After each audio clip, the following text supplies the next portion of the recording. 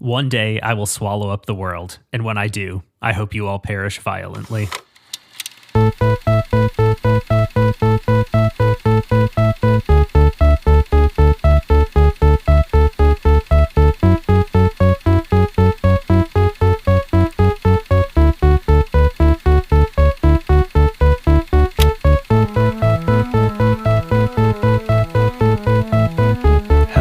Back to the Uncultured Pop Culture podcast. This is David, as usual, joined by my co-host, Brandon, as usual. And we have a very, very special guest, someone who has been wanting to be on the podcast for quite a long time, and we're so happy that it's finally the time. Welcome, Kieran. Hello, everyone. Thank you for making me sound so desperate to be on the podcast. But, kind of, yeah. It has been a long time coming. We had all of last season planned out, and Kieran was like, I want to come on the podcast as soon as possible. We've been desperate for you to come on, so we are equally, if not more, desperate. Yes. Yeah. Oh, I'm so happy to be here. So, Kieran, introduce yourself to the people. That's the first step, I guess. Hello, everyone. My name is Kieran Tuomey. I'm an actor from LA. I love watching movies as much as I would just love to be in one of these days. I'm just happy to be on the podcast. I love the show. And when I was trying to think about, just the concept of the show and what you guys do, thinking about two pieces of art that mean so much to me, but also intersect at the same point in my life. And I think, on the surface aren't exactly comparable. I think digging down into them, they're very similar pieces, and I was just like, yeah, this is what I want to do. Let's do it. I agree. I was going to say, I feel like they are very similar in a way. Like when I was listening and watching, I was like, I totally see the connections here. I think, I really hate when vibes is just used as jargon or a buzzword, but it's truly, I don't think the word vibes has ever been better used than to describe the similarities between this album and this movie. I agree, 100%. And the next step you have to do is explain your rating system, because we do rate things on here. We've talked about how much we hate it, and it kind of sucks, but it's an easy way to talk about what we like and what we don't like about something. So what is your rating system? Anyone who follows me on Letterboxd knows that I'm not afraid to throw out a 5 to a movie if I feel the thing is trying to do its job, if it succeeds in doing its job, what it set out to do, then that's a 5 to me. If it's just a movie that hits me really hard in a certain way, that's a 5. If it's the epitome of so bad it's good filmmaking, then that's a 5 as well. I kind of hate rating systems in a way. As you said, it's never it feels so analytical when talking about art, but at the same time, we're analytical creatures. We categorize things anyway. It's kind of hard to avoid, but 5s are kind of all over the place. A 4.5 for me, and I'm really just going by my Letterboxd to a 4.5 is usually just something that was probably more of a 4, but I just kind of like it a little bit more. A 4 is something that I think is just something that's really good, really, really solid. This is great. 3.5, I'm yeah, that's some good shit. Love that. We're loving this. 3, I'm and a 3 is also a very interesting bifurcator between something that is just not quite meeting the mark, but also something that's maybe doing a little better than you thought it was going to be. I just saw Deep Water, the Rennie Harlin shark movie. It had me a little bit doubting it, but after by the time the movie ended, I said, you know what, and usually I even though it's 1 through 5, I kind of just double that, and I kind of do a 1 through 10 scale anyway. So that's what we call a gentleman's 6 right there. That's a gentleman's 6. Yeah, and then everything below that is kind of just truly wherever it feels on the 1/2 to 2.5 scale. We're kind of splitting hairs. I mean, a 2.5 truly is usually something that just like inoffensive is nothing really. Like, I don't really care. Like, it's just like dead middle of the road. I really don't care one way or the other. And then, yeah, everything below that is garbage. All right. We do have to do our little thing before we get into what we're talking about this week. And that is, I have to ask what we've watched and listened to in this past week. So, David, I'm going to start with you. What have you watched in this past week? I finally watched a classic action movie that I think everyone else has watched, because I finally watched Point Break. It's probably like the most classic 90s movie ever. You got Keanu Reeves like in his prime youth. You got, what's his name? Patrick Swayze. Thank you, Patrick Swayze. Also in his youth. Just being the hottest guy that's ever been around. And just continuing his streak, honestly. Like, at this point, I think there are less movies where he's not hot than there are movies where he's absolutely hot. He's hot in every movie. Absolute classic, really fun time. It's exactly what I expected. Just like surfing, action, bruh, all the time. For one thing, I feel like every LA surfer loves that movie, as they should. But also, it's just so the emotion is so high in that movie. The stakes, just like Keanu like trying to bag these bank robbers, and then at the same time he's talking like just some dumbass from the West Side. He's like, "Hey, nice." That's the best part, honestly. Nice. Just the best. I am an FBI agent. Yeah, no, it just so much fun. Also, kudos to Catherine Bigelow for shooting the movie, like making it look so gorgeous with the waves and all that. It's such a good looking movie. Yeah, I gotta watch more of her stuff because this is the only thing of hers that I've actually seen up to this point. Her run in the 90s is like, oh yeah, there's a few forgotten ones. Strange Days from 94. That one is absolutely bonkers. One of my favorite. I haven't even heard ever. of that one. It's Ralph Fiennes, Tom Sizemore, and Angela Bassett, and people are wearing headsets that allow them to see like recorded memories from people, but also feel those memories. So it's like a drug. Also, it's like that sounds really it's like interesting. near future sci-fi, and it's absolutely incredible. But yeah, I gotta watch that for sure because that sounds like something I'd be really into. But I mean, yeah, Point Break, it's a 4. We can't go wrong. It's just like a classic action movie.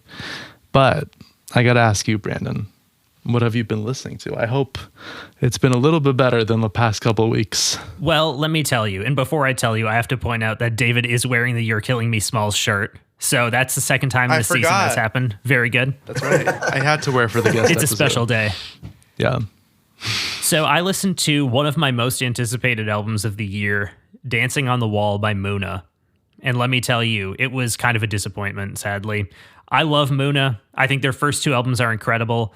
Their third album is okay, and this one kind of follows in that trend of just like, I don't know. I was hoping for more. 2 out of the 3 singles I thought were amazing, and then the third single I was like, oh no, I might not like this. So I think I was a little harsh on it. Part of that is because Saves the World, which is their album from 2019, is like a perfect album. It's a perfect 5. It's one of my favorite albums of all time. So I was kind of like hoping for more along those lines. So that one was kind of sad, unfortunately. So it does not make it onto my list of albums of the year, but I will be listening to East Side Girls specifically because I think that's a very good song. It's about girls who live on the east side of LA because they're all from LA. So shout out to them. Just like me. I have to ask, Kieran, what have you watched and listened to in the past how many ever like units of time you want to use? Sure. No. If there's any genre of movie that is like my favorite, it's horror. I am a spooky boy through and through. I am also I'm a big proponent of well done jump scares. There's pushback to that kind of blanket statement that jump scares are very cheap and just like an easy way to startle an audience, which is true. That's so many like horror movies in the 2000s, like that's how they made their bread and butter, is just like very just shellacked together movies that have no sense of tension whatsoever. But I always seek out like movies that have really good jump scares. So I actually just rewatched the movie Hell House LLC, which is on Shudder. It was from 2015. It was like documentary style, like this crew of young people in their like late 20s. Like it takes place in 2009. And it's like this, like they do like they have like their own company, Hell House LLC, and they do like haunted houses every Halloween season. Like they're like the best haunted house people in New York. And then they go to this abandoned, supposedly haunted hotel in like upstate New York. And the movie begins like it's a documentary crew that's like doing a documentary on this specific haunted house because the opening night, almost everyone in the Hell House crew died, many people injured, like it's this whole thing. And so then the last surviving member of Hell House like comes and is like, I have all these tapes from when we did it. I have not watched any of these. I don't know what's on it, but you'll see. Like they're like, what happened there? And she's like, you'll see. And so like then it's just like found footage from them setting up for that event. And it's got some really like, for a movie that's pretty cheap, and you know, it's honestly like it's a perfect example of like a 3 out of 5. You know, it's like it's really there's not a whole lot new being done here structurally. It's a little boring for the first like half hour because you're like, just give me what I came here for. But the acting is surprisingly pretty solid, and then there are these moments that are just so fucking freaky. There's great like creepy clown shit that goes on in that movie, and it's great. So I did that, and then I saw Devil Wears Prada 2, which if I gotta say, if you're gonna make a sequel to Devil Wears Prada, like that is exactly how you do it. Like another example of something where I'm like, we're not trying to challenge anyone here. We're not trying to win any awards. We are just here to satisfy our audience, and I think that was the right choice, and it made me very happy.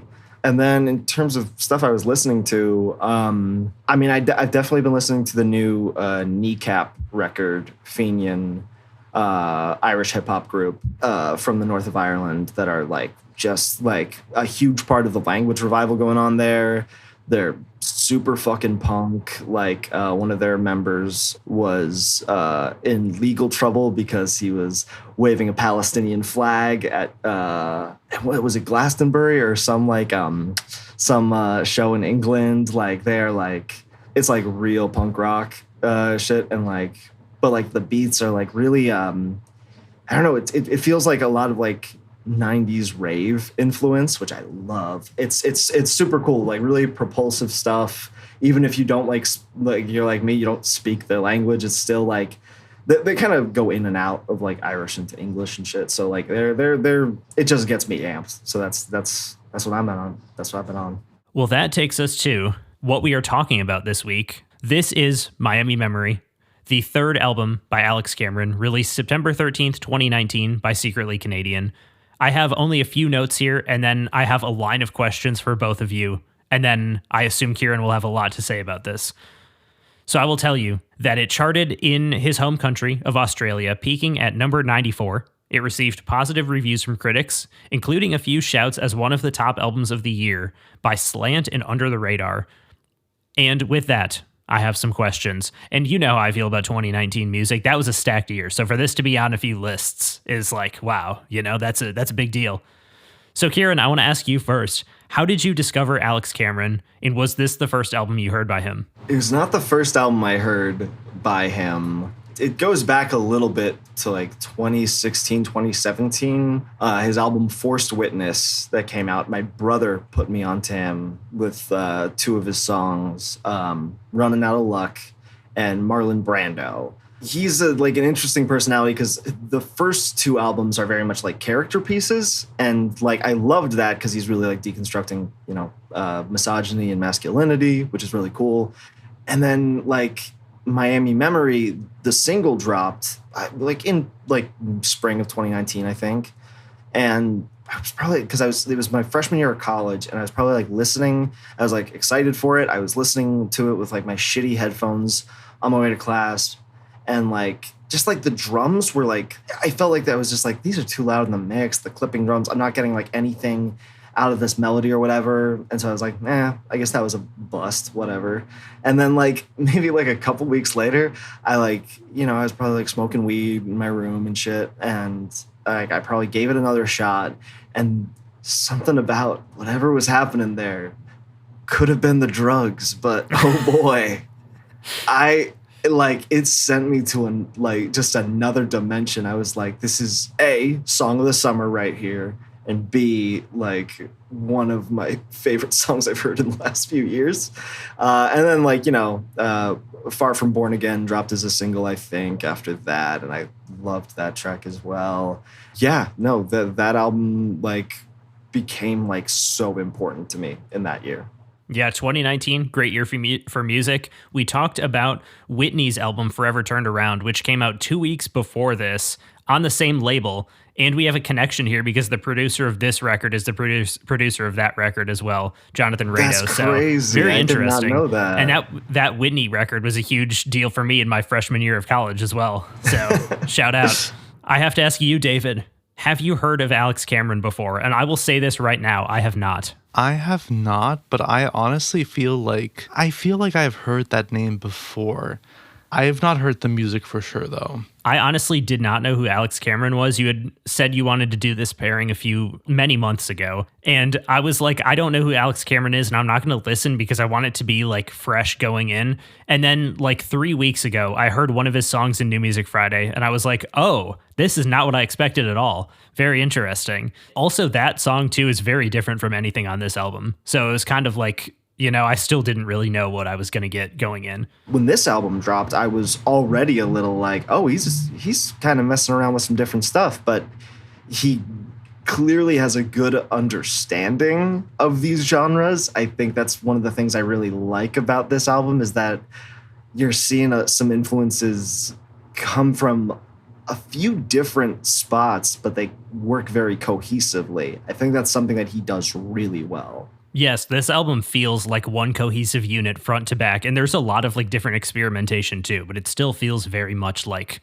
one thing, which I like a lot. I did want to ask as well, do you think this is his best album? This is my favorite of his for sure. I think part of that comes from, and he dabbles in this a little further with the next album, Oxy Music.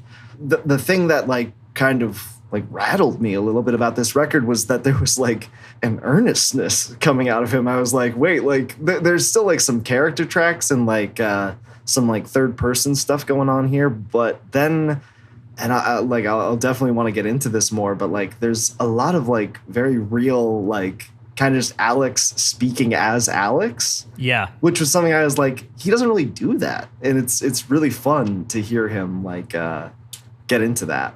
Yeah, it's very interesting because reading about him, it's like his whole like thing for a long time was just like he's a character. And it's just, that's so interesting to me. And then this is the album where it kind of like, falls apart a little bit because he is like more sincere on some of the songs. Yeah. I like that. That was something that I was definitely interested in when I wanted to dig a little deeper into this record. I knew like that there was a long-term relationship he was in when this album came out. I didn't really know a lot about that. And so then I was looking into it, and in 2017, he had started dating Jemima Kirk, who was an actress on the show Girls. And they had some like interactions on Twitter, like before, like in the past. And then she hit him up, and then she started appearing in some of his music videos for songs like Marlon Brando from Forced Witness. And when this album was coming out, he was very like open about being like, yeah, this is a gift for her. And, she had recently gotten out of a marriage where she had 2 kids with her ex-husband. So, that adds, even though I don't think it's supposed to be anything autobiographical, it adds a little bit more layer to like a song like Stepdad. Like that's very fun. But he loved to be the provocateur, I think, with a lot of his past music. Like Force Witness, that song I keep bringing up, Marlon Brando, got him into a little bit of hot water because he does use the F slur in it, playing a kind of toxically masculine character. And, you know, like he's, you know, you can hide behind that for a little bit, but then you're kind of just like, yeah, but then you're still using that word, like even in character, doesn't negate the history of that word or anyone that might be listening to the song that might be hurt by hearing that. And so I think like I was seeing like a lot of through lines between this and Beach Bum is like, I can't really defend certain things about either of these artists. There are certain things where I'm just like, yeah, they're pretty flawed like people, but I do love that they have a sense of self-awareness, that they both are people and I'm speaking about like Harmony Korine and Alex Cameron are both people that I feel like have grown a lot in their careers and have like come to realizations about themselves and become a little more comfortable with their place in the world. And that's something that I'm really interested in getting into with both these pieces.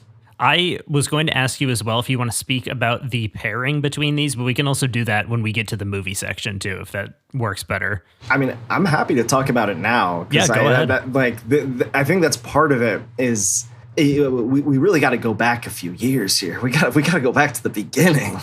I mean, so I do want to preface this with like, I am sober. I've been sober for almost 5 years, but for a long time, I was just this like stoner, and I loved being a stoner. I loved weed. I have no real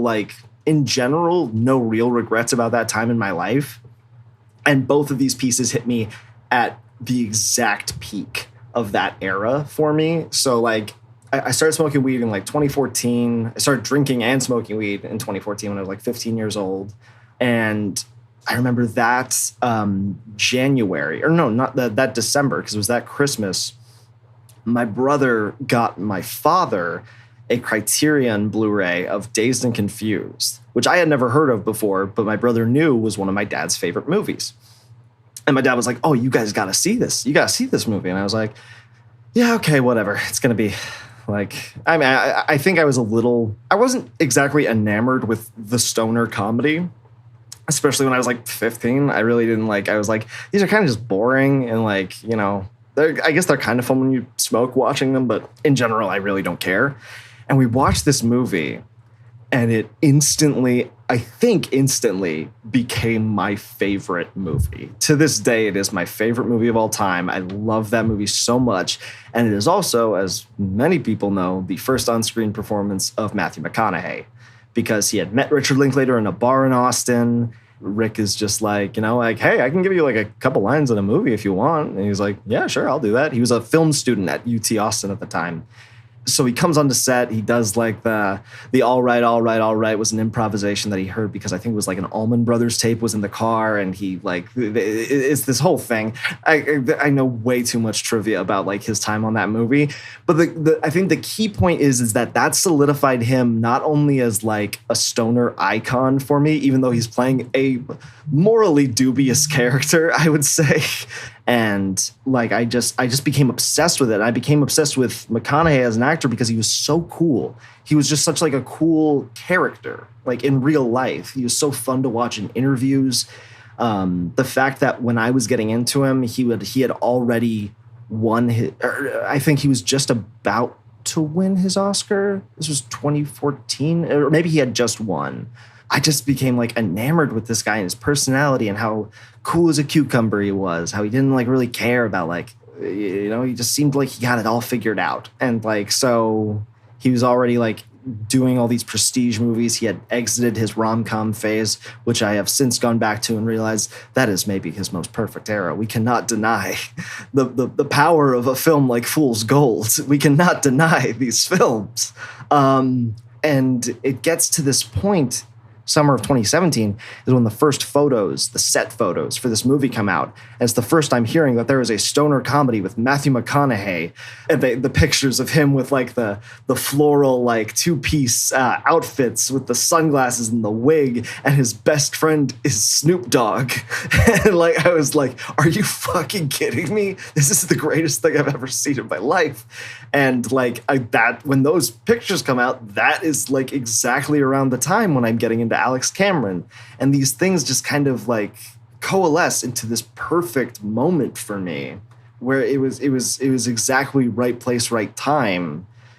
It was the prophecy of Matthew McConaughey fulfilled, mixed with this album that like combined some of like my favorite aspects of this artist, this kind of dreamy synths, or this fun like pulsating rock beats mixed in with just really catchy melodies. The thing I love most in music is a melody that can just something catchy. Like that's I feel like I'm a pop music boy through and through, at least pop melodies. That's what I love to see. So this is like where we reach me in 2019, and this is when these two things hit me. And with that, I have to tell you some credits from this album. Each song has the same credits throughout the entire album because they're all performed by the same band, which I think is really cool. So I'm going to read everybody off here. The accordion is by Richard Barron, bass by Justin Nyson, guitar by Jack Ladder, Jonathan Rado, and Kieran J. Callanan. And of course, Jonathan Rado is the connection to Whitney's album. The percussion is by Henry Lindstrom, saxophone by Roy Malloy, I don't know. Keys by Drew Erickson and Jonathan Rado. Additional vocals by Holiday Sidewinder, Jackie Cohen, Jonathan Rado, Justin Nyson, and Lola Kirk. And all songs written by Alex Cameron and produced by Jonathan Rado. It was engineered by Tristan Friedberg Rodman, who also engineered Whitney's album. It was mixed by Marta Saloni, and it was mastered by Joe Laporta, who is a connection to Whitney, Snail Mail, and Tennis, and will be multiple more albums this year, I already know. And my predictions for you guys. David, I said your favorite song will be Other Ladies, and Kieran, I said your favorite song will be the title track, Miami Memory. I said David will give this a 3, and I said Kieran, you'll give it a perfect 5. And with that, it's time for track number 1, Stepdad, the fourth and final single released 3 days before the album. And now I want to ask you, Kieran, who would you like to hear from first, or would you like to go first? I'll go first. I'll let you guys battle it out for who goes second. I mean, I just think this is just a fun track for me. I love what an opening. It's really funny. This was the thing I love. I have a note right here that just says, I just love how he sings, I'm your stepdad. It is very unique, and I was not expecting it to be funny. Like, in general, almost every song has a moment where I'm laughing to it. Yes. No, and he says so often in interviews, he's like, I'm not writing jokes, per se. I am just writing situations that are people find, entertaining, funny. And like this one, I just love the idea that it's a stepdad. It's a stepfather who just like really thinks he's so much cooler to this kid than he is. Yeah, like, right. I love that. Like, he doesn't even like, even though like I'm pretty sure there's like a lyric where he's like, I love to make you laugh. Like he's kind of talking about with like such like very lovingly. And I'm like, I feel like you just like the idea that someone looks up to you because you kind of seem like an idiot and an asshole. But just like, it's really like sparse production. Like you just beginning with that kick drum and those like fun synths going. Yeah. And then the chorus just gets this really like this pulsating momentum. It gets bigger, like the sonically, it just gets bigger. And I love it. It's a really funny track, but it's super catchy too. Hell yeah. What do you rate this one?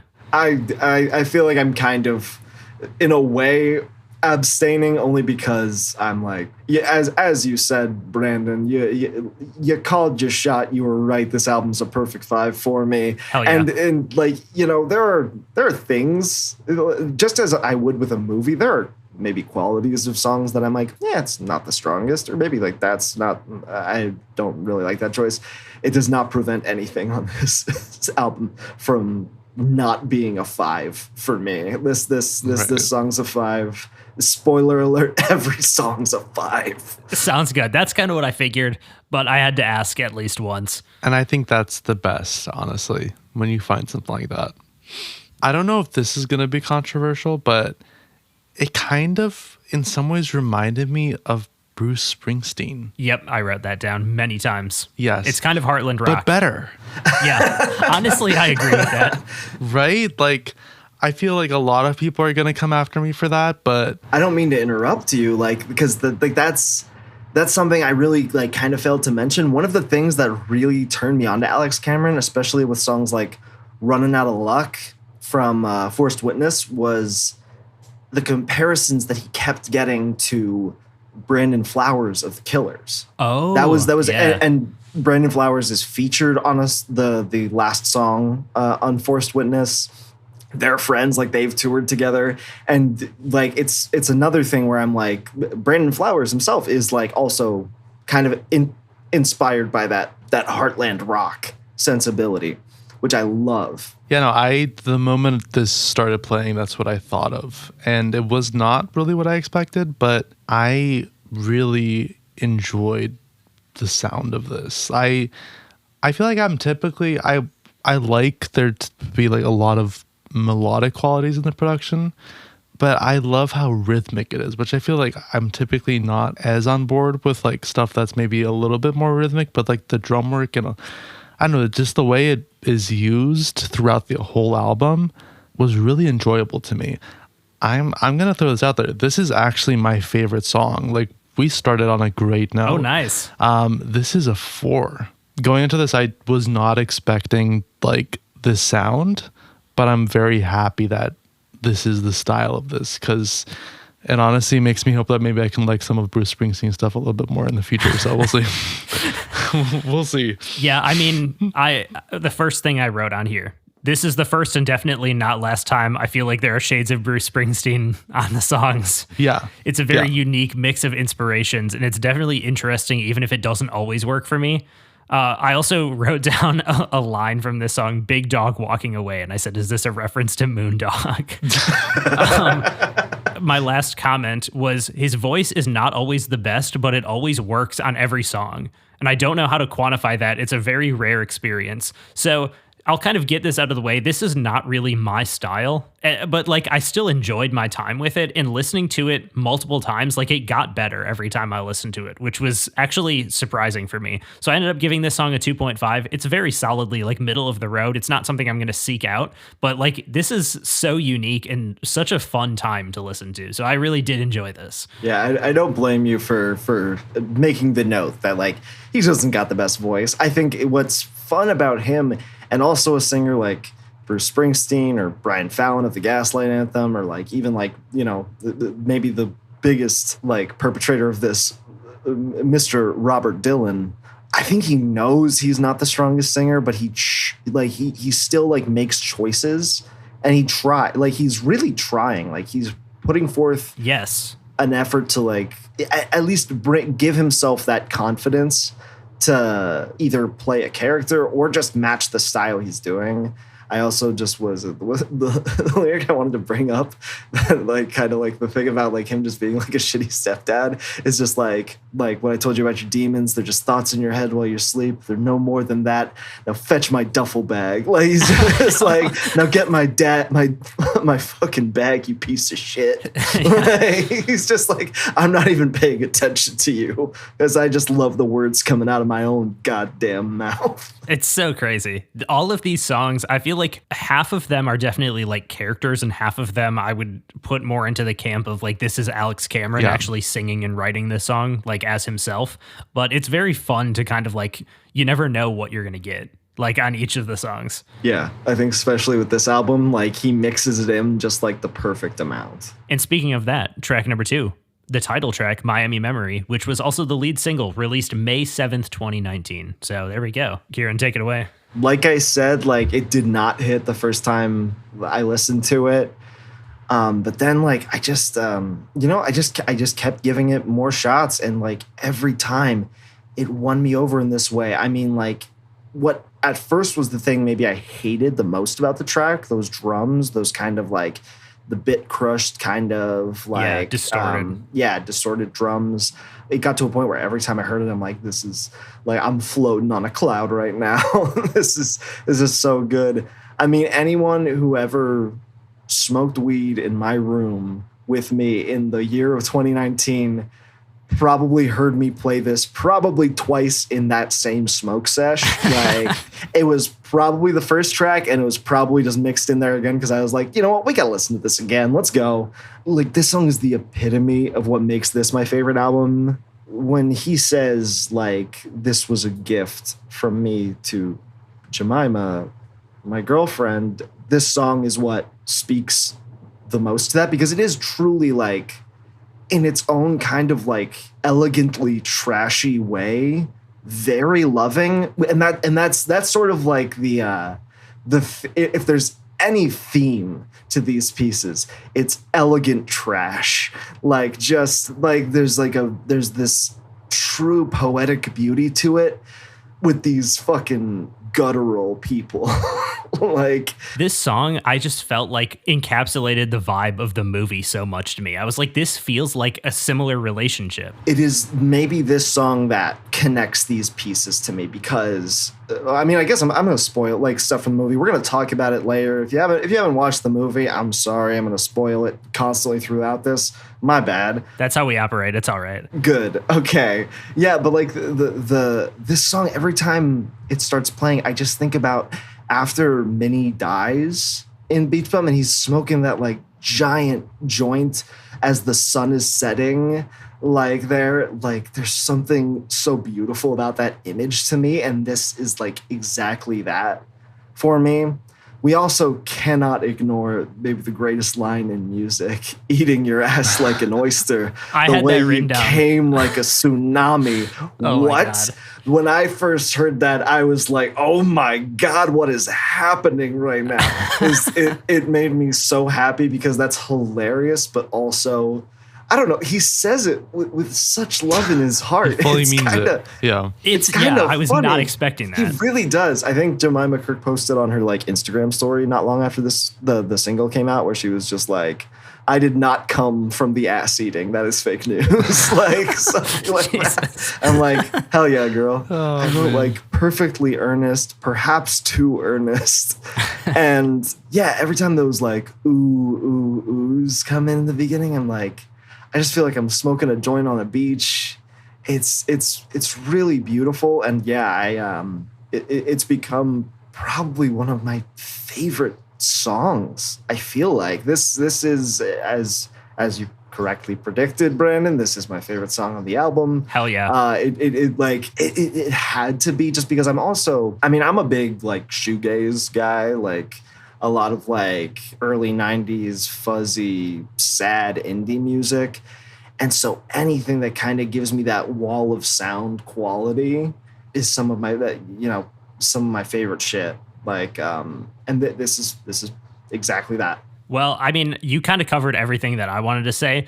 I said also I wanted to specifically mention the saxophone on here, because I feel like it is beautiful. It's so great on here. Roy Malloy, baby. He's listed in the credits also as business partner, because I saw that. He's like featured in all of the music videos too. He's like a character in and of himself, just wearing sunglasses and playing the sax.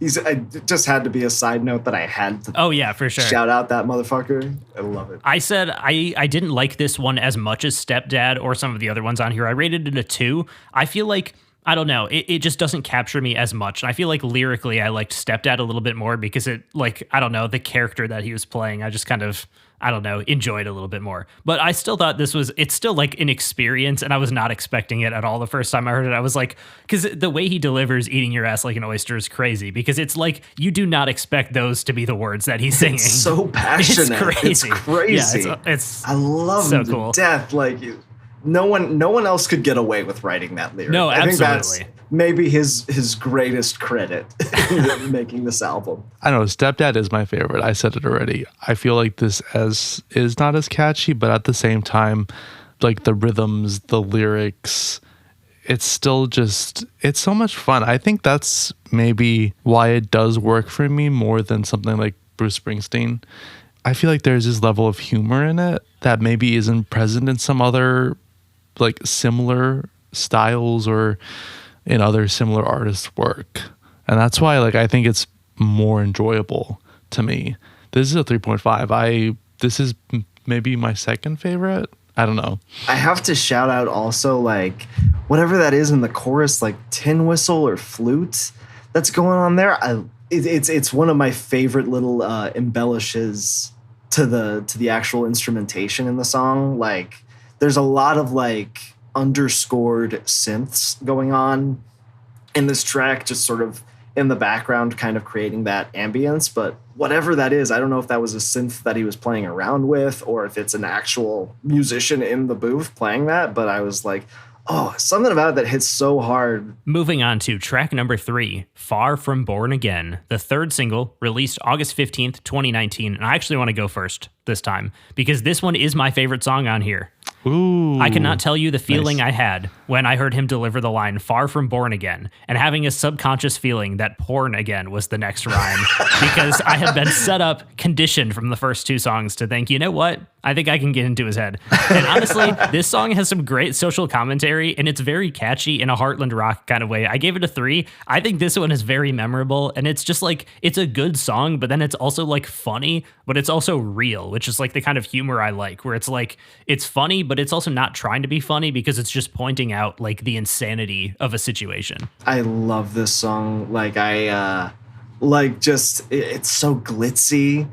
And like I have yet to meet someone who like I play this song for like maybe a couple times and they're not already sucked in by the doot doot doos in the beginning that he's doing. Like after 2 or 3 listens to this, you're like, yeah, this song's catchy as hell. And it's got like some nice swagger to it. Yeah, no, it's just great sex worker empowerment. We're really starting to see like the 70s influence, like with like the guitar on this, like it's very funky. It's really just pointing out stuff that's just real social commentary. And it makes me so happy when he's like, this girl's a new creation. Even after 2 kids, she'll change your whole damn life. You just watch one of her vids. I'm like, it's so good. It's so clever and funny in the right way because we're just telling people it as it is. There's a level of sincerity to it that also like adds to it. It's just, I can't even like describe where he's like sitting in the like intersection of like funny, real, and sincere. And like, it feels like where he's growing as a person, like the artist Alex Cameron, like as like, you know, I don't think these are any new opinions that he's coming to just now, but I do think like he's like pretty fun to make a song about that as opposed to a song like Marlon Brando, like for once. And that's what I really like. Yeah, it you know, a little bit of character development for the guy. Exactly. It feels like new ideas to the character of Alex Cameron. You know, it's not necessarily new in like the ether in the world, but it's like, it also feels totally different from the other things we've heard on the album, which is like, it's very fun. It's a sampling of all kinds of stuff. Brandon, we are having our usual effect. Oh, you don't like this one? Well, look, I think it's just weaker, but I don't hate it. It's a 3 for me.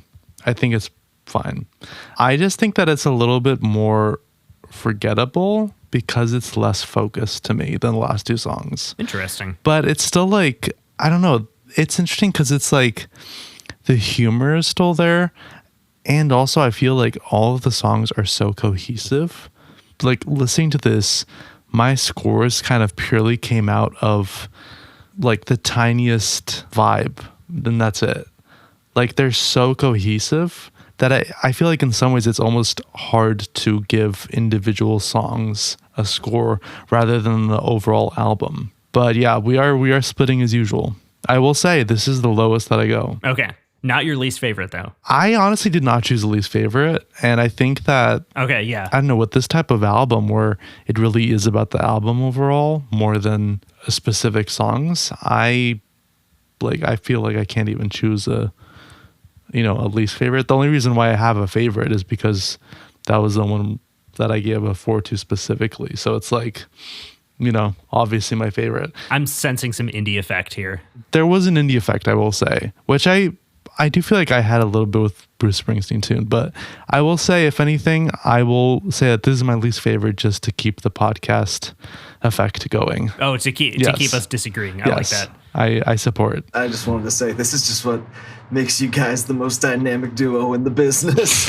You got exactly. You split at the exact right place every single time. That takes us to track number 4, Gaslight. And this is actually, if I have to pick, like, again, all these tracks are 5s for me. If I had to pick like a least favorite track, this is probably my least favorite, only because I think. Oh, interesting. I don't know. I think. I don't. It's really like splitting hairs here. It's just not the one that I would return to the most, because I've just been listening to this album like, and I'll throw it on shuffle in my car, just in the last few days, just getting ready for the pod, and like this is just the one where I'm just like, I could probably skip Gaslight, low key, like, but at the same time, like, it's still really funny. There's something so entertaining about how insecure the speaker in the song is, like the character. Like, I love the rhythm guitar. I love how like the whole first verse is just being like, "You're the only one. You're the only one. Tell me I'm the only one. Tell me I'm the only one, please." I like the using gaslight as a noun as opposed to a verb with this track. He's just having so much fun singing like a piece of shit. Like, you can kind of just hear it, like, especially like as like the track is winding down, he's just like really in his groove. It feels lyrically like what I would expect from a song off like Forced Witness. I feel like I summed this up in like one little bit. I said charming in a fucked up way, because he is like insecure, but there's this level of like, you know what? I kind of believe I would fall for it, like, because he's just got this aura about him that I feel like only he can pull off. I gave this one a 2.5. I thought this one was actually one of the most memorable ones from the album. I mean, ironically, we're all kind of all over the place. When the song first started, I was kind of like, But then I feel like it becomes like stronger as it goes. I feel like it has a nice build, and I feel like a part of that is because of like the personality that he does bring to this. And I gotta say, I feel like it's so interesting because this album feels so cohesive, and the songs do like come together as a whole. But it's so interesting how he brings like different feelings to each song, and yet makes it feel cohesive. I feel like we haven't really had someone that is able to do that as well as Alex Cameron. Yeah, it's like character studies, but each song feels like it should exist together. Yeah, exactly. So it's really interesting. This one is also a 3. I don't know. There's something about the first 2 songs that works really well for me, and a couple other songs that come later. And I don't know if it's just like what he brings to those just works even more than it does for some of the other songs. But I don't know, there's just something special about those songs, especially the first one. I mean, that stepdad character is, I think, like hands down my favorite in the whole album. That one's in terms of like the character songs, that's the funniest one to me. I would play that one a lot, like especially like in college for people. Everyone gets a good kick out of that song. And I think that's why that one works the best for like that one just draws me in, because it's just so much fun. That takes us to track number 5, Bad for the Boys. Let me preface this as a dude who went to like an all-boys Catholic school in Boston. This song speaks to me on so many levels. There's something very smart about having the speaker in this song be a guy who's realizing his friends are a piece of shit. Like, he's feeling bad. Like, it's literally like the arc of the song is feeling bad for the boys. By the end of the song, I'm not feeling bad for the boys anymore. These guys suck. This really gives like 70s Van Morrison, like late 70s Van Morrison. It's got like the horns, very soulful. Got that like jazzy little piano bit going on, like little rhyming scheme with the names of all the boys he's listing. It's just this one's one that, like, I think just on a personal level, I'm like, I could see this like 10 guys I went to high school with fitting into the characters of these people he's talking about in the verses. But yeah, it feels like a little different. It's also like a bit of like character development from Alex as a songwriter, and like writing these character studies is, instead of writing it from someone who is one of those boys, to being like a friend on the outside, kind of like actually fixing their own perspectives. I think it's just like a little like fun exercise from a songwriting perspective. This one was one where I didn't listen to it a lot when the album came out, and recently, as I've been like listening to the album as a whole again, it's one that like keeps coming back where I'm like, I'm always happy to listen to it. It feels like we start at one place and we come out the other side okay. Like, and there's something nice about that. This was another one that I had said felt Bruce Springsteen-esque to me in the production. Yeah, I said I like the idea. I feel like there's a lot of dead space in this song, weirdly, because it is kind of slow, but I still gave it a 2.5 because I do think it is very well done, and it is memorable to me as well. Ironically, I feel like the songs that share something with Bruce Springsteen are the songs that kind of work better for me. Interesting. This is a 3.5. There's just something in the production with this song that really makes it work for me. But I feel like that's honestly because of Alex Cameron. Like, I think that he makes it work more than Bruce Springsteen. Don't come at me. I won't.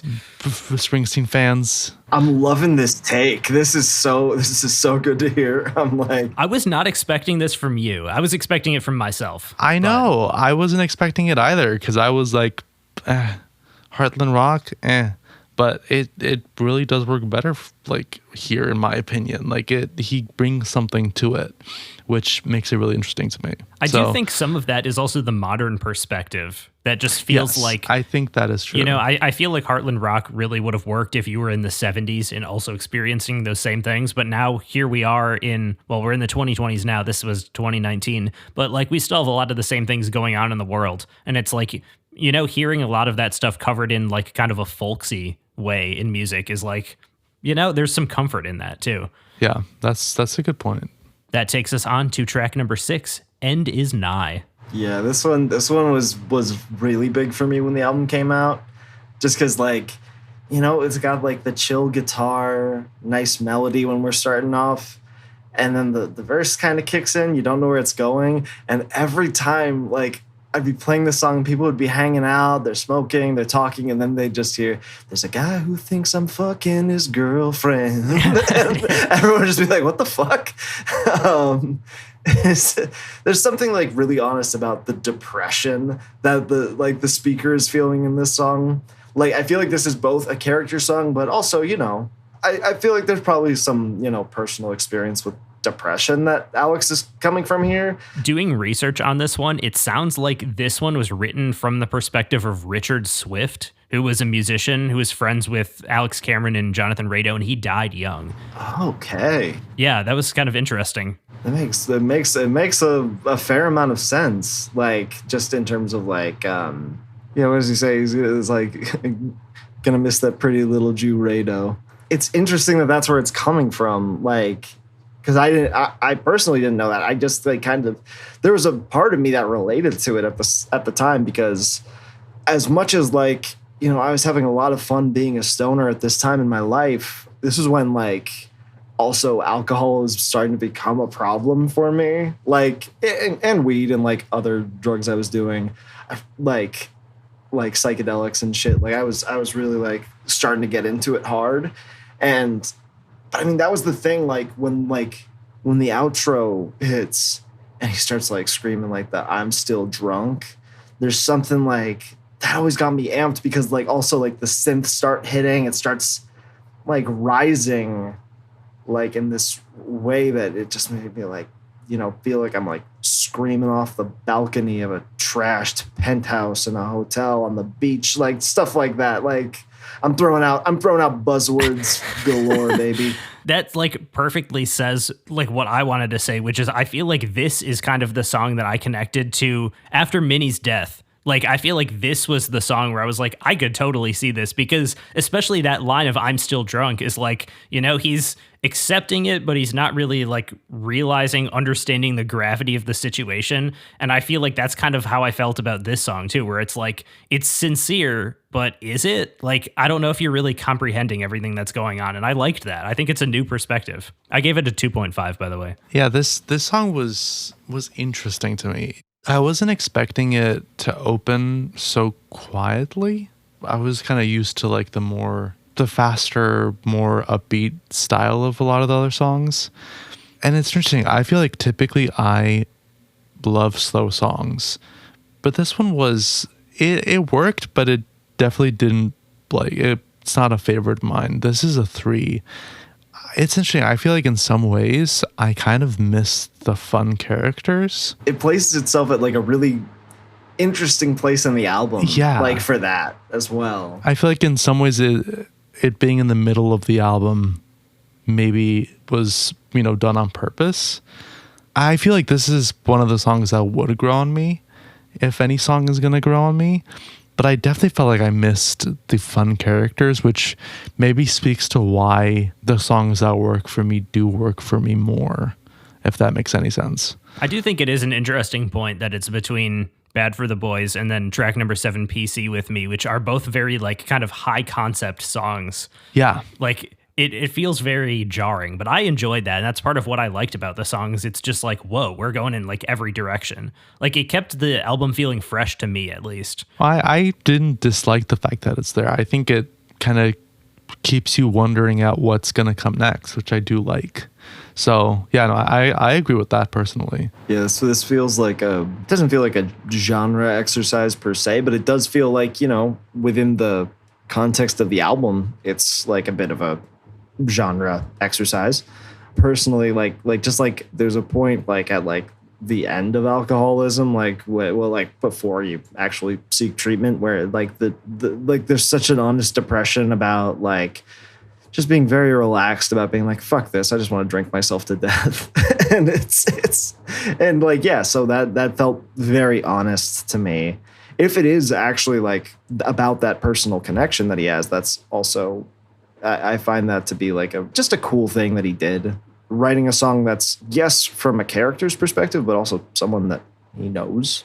It's an interesting thing. That takes us to track number 7, PC with Me. I'll get my thoughts out of the way right now. This one didn't really work. Kind of the rest of the album is like, it doesn't live up to the first part, I guess, for me. I did write down that this one also reminded me of Bruce Springsteen. I gave it a 2. I just think this is a very funny song title. Yeah. It is. I had no idea where they were going. Yeah, I was like, I remember when this album came out and there's songs like Gaslight or PC with Me. And I'm like, on the surface, this isn't looking too good, buddy. But I do think there's something interesting being dug into with kind of the subtext of this track, like just the meaner they are, the harder I fall in love is, I think there's a little too much leeway given to quote unquote nice guys out there that I think, when people start to get described that way, I'm fists are up. I'm scared. But I do think there is something that's entertaining about like a reverse point of view on that as well. And putting it with this like this fun melody that I love, it just makes me want to dance. The organ comes in right away and it hits. I love it. So yeah, no, this was a song where I remember specifically being like, I don't know if I want to listen to that track. And then immediately listening to it, I'm like, no, this is another really funny track. I love it. I mean, that's like the same reason why it works for me too. I feel like it's catchy, it's funny. Even from like the title, when I saw the title, I was like, oh yeah, that's probably going to be a song that's gonna work for me, and it did. It's a 3.5 again. Like I will say this album is very consistent, which does happen a lot, like with the indie effect, and I'm always happy to see it because I've always become sad where I like a couple of songs and then the rest of the album is like ones, So I'm always happy when something is super consistent, and I'm happy that this is consistent, at this level for me. Yeah, I feel like the production gives me more in this specific song than quite a few of the other songs, especially with some of the ones in kind of the middle of the first half. Obviously, my favorite song is on the first half. I still feel like the second half of this album is quite strong, though. Like, I feel like it's pretty consistent, honestly, at least to me. Yeah, I also just wanted to point out the half lyric where he says, "I'm Santa Claus with AIDS" is just a wild thing to say. You can't beat that. Because at the end of the day, aren't we all Santa Claus with AIDS? Come on, guys, what's going on? Yeah, no, it's a really wild track. Track number 8, Divorce, the second single, released June 18th, 2019, and I'm going to spoil it right away with a lyric. I got friends in Kansas City with a motherfucking futon couch, if that's how you want to play it. I gave this one a 2. I feel like it doesn't live up to the same standards, but I love there's so many great lyrics on a lot of these songs. I don't know, something just didn't catch me with a lot of the, musical aspects of it, but that line is one of my favorites on the album, I would say. this song just is I'm a power pop guy. You give me a Husker Du or Replacements and that makes me happy. This specifically is very much giving Elvis Costello to me, which I think is a really interesting mix to throw in there. It feels like one of the more straightforward, go for the jugular Alex Cameron songs, which I think is, something I really love.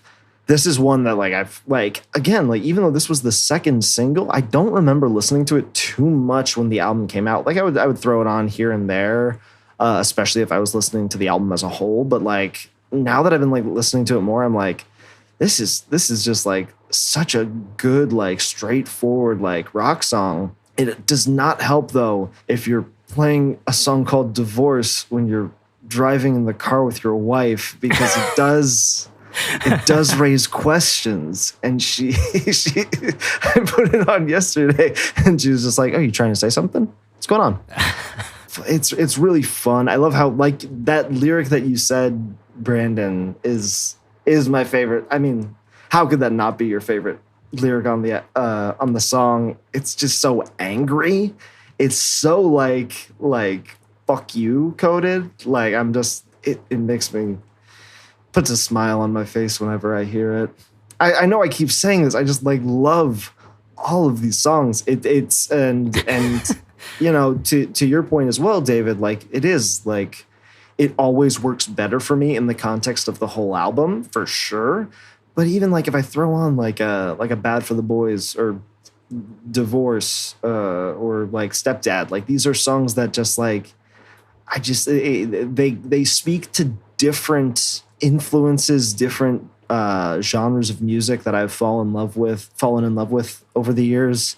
And this one specifically, coming back to it, I was just God, this song is addictive to me. I love it. I also want to say the way he says divorce is so funny. It's why would you say it like that? But it works so well. It's another example of him kind of just using embellishments with his singing, kind of making up for the fact that he's not the strongest singer. And for me at least, it pays off. Oh yeah, for sure. I feel like the singing style kind of goes off the rails with this song, but I still don't hate it. It still works because of the style of the song. I don't know. There's so many elements to this album where it's I'm it shouldn't work for me, but it still kind of does. For instance, the fact that it sounds very similar to Heartland Rock being one of those. Yeah, this is a 3. It doesn't grab me as much, but I kind of don't have anything else to say. I feel I don't know, you guys are saying everything I have to say before I say it. I'm sorry, David. I don't mean to be doing this to you. No worries. Do you want to go first on the next song? I'll go first. Let's okay, that was the one I thought would be your favorite. Track number 9, Other Ladies. Oh, I forgot I'm going first. Yes. I love this. Well, let me throw this out here. This could be my number 2. Like I said, I specifically did not choose a number 2. So you did get very close. I kind of spoke about how the slower songs or the slower like the songs that have a kind of slower approach typically don't work for me as well. But I honestly feel like the slower approach to this song actually really worked for me, and I do really like the song. I feel like it's probably the best song in the second half in my opinion, which is, I mean, considering the fact that there are quite a few songs that are 3.5 in the second half, like that is saying something, at least for me. I also think that the beginning is particularly strong when it comes to the song. Something that I do want to shout out specifically when it comes to Alex Cameron is that the beginnings are always, you never know what to expect, but I feel like they are always perfect to kind of sum up what you're going to get with the song. Even if the song is building up to something, you know, bigger or even something that feels different from the beginning, it tells me what I'm going to feel about the song just from like the opening couple of seconds. And I really like that about Alex Cameron. This is a 3.5. This is a song that has really grown on me over the years. I still actually don't know if it's a character song or not. Something that I've been like kind of like wondering myself. It feels like it's kind of in the middle. You know, even though there's lyrics where like I feel like it's Alex actually talking about himself or his own experience and shit, sometimes I'm like wondering, no, but like, is it a character or is he being earnest? And the thing he's talking about is kind of like him being flawed, because I don't know if this is a song that is just like an earnest love song about being like, I don't need other women in my life, you're the only one for me. Or is it a song about a guy who the only reason that he is not cheating on his partner is because like no one would want to cheat on them. No one would want to fuck him. Yeah, like this is, yeah. I don't know. There's something like literally just the one line at the end of verse 1. He goes like, I got no money. I ain't got time to be free. Like, is he just saying like, I don't know, if it was a different situation, I'd probably be cheating, but I guess I'm not. Like, and so he's like, you know what? You can go through my phone. There's nothing there because no one will fuck me. Yeah. I don't know. I truly don't. I can't tell if it's funny, if it's not, or if it's funny, if it's not trying to be. I am like, it's a song that is both really catchy. I love how jazzy it is. That like, it's really fun, but it's like sparked so much debate within myself. I don't know where this is coming from. And to that point, I feel like that's also partially like the production, because it feels like a very like the production is fun, but it also feels very sincere. So it kind of is like, it's kind of in the middle of being like, oh, a sincere song about, oh, like this is just me. This is Alex Cameron, versus just being like another fun character song. So I totally get what you mean. It really does feel like it's just in the middle for me too. I mean, I think we know how I feel about these types of songs. Usually there's a bit of a gospel influence to me. It's slower. I did not like this one. This is my least favorite. I ended up giving this one a 1. I really don't like this one at all. Ooh. That is a reverse track 9 theory, and that is why I picked it to be David's favorite song, because I didn't connect with it at all. You got close. And I also do want to take this time to say, every time track 9, like I either like it or I hate it. But one thing I have noticed is it often has the fewest number of streams, regardless of what I think of it. If I like it or if I don't, it usually has the fewest number of streams. So yeah, I have really no idea what's going on there. But we have one final track on here, and that is number 10, Too Far. This is another one where I've kind of returned to it, and it just kind of fallen in love with it. I think part of it comes from where it fits on as a piece of the album. I think like because the production, or at least the instrumentation, reminds me very much of Stepdad. You know, we're starting off just with those like kind of almost like sawtooth synths and like a little bit of percussion, I think, but it's very sparse, at least, like Stepdad. It's different in the way that it's not a character track. It is 100% maybe the most earnestly Alex Cameron song on the album to me. Like just like him speaking to Jemima, his partner, sharing his own insecurities, but communicating those insecurities. The exact thing that he talks, that the characters he plays are incapable of doing. And I think this is something that I really enjoy also, is that it's similar sonically to Stepdad, and yet lyrically it's showing, like I've said a few times, this kind of character development as a songwriter that kind of carries into his next album, Oxy Music. It not only works as a cohesive piece, the album itself, but it also works as a cohesive piece within his own discography. I think that's something that's very just cool, just something that was interesting. I didn't write too many notes down for this. I just think that like I love him doing the spoken word piece at the end. This idea of like trying to understand the feeling of jealousy that I would say most humans have had at one point in their life. And it's I think a very mature song in the way that it starts from that place of insecurity and ends at that place of understanding and maybe not being completely okay, but trying to be better. There's something that like about the melody that isn't exactly what I would like. If I had written a song like this, I probably would have gone for a few more like traditional aspects of the chord progression, but in general, it's kind of exactly what I would want. So it's just, I think this perfect cap on an album I love. It does feel like it has to be the outro as well. Like it feels like it was written to be that. I mean, not like disregarding the spoken word part too. It just feels like a song that kind of like, you know, captures all of the ideas on the album. Yeah, it feels like the end of a concert. Yes. It feels like, you know, the way that like that last song is probably going to start with like maybe one or two instruments and it's going to end with everything you got. I think this is the song that made me love the album the way I do. Even though it's not my favorite song, it's just the idea. I think when I first found out that this was like a gift to his partner, it just is such a perfect cap. And I'm like, it takes all of that comedy and irony and satire. It still includes that, and yet it also is a lot of honesty.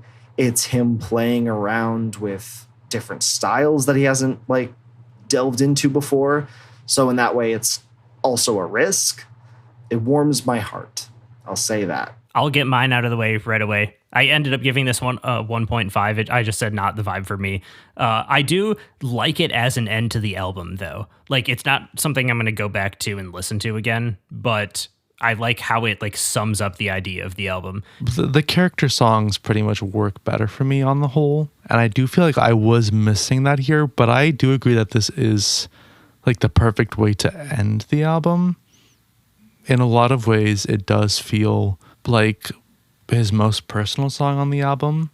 And I do think that I think that's the best way to end this album specifically.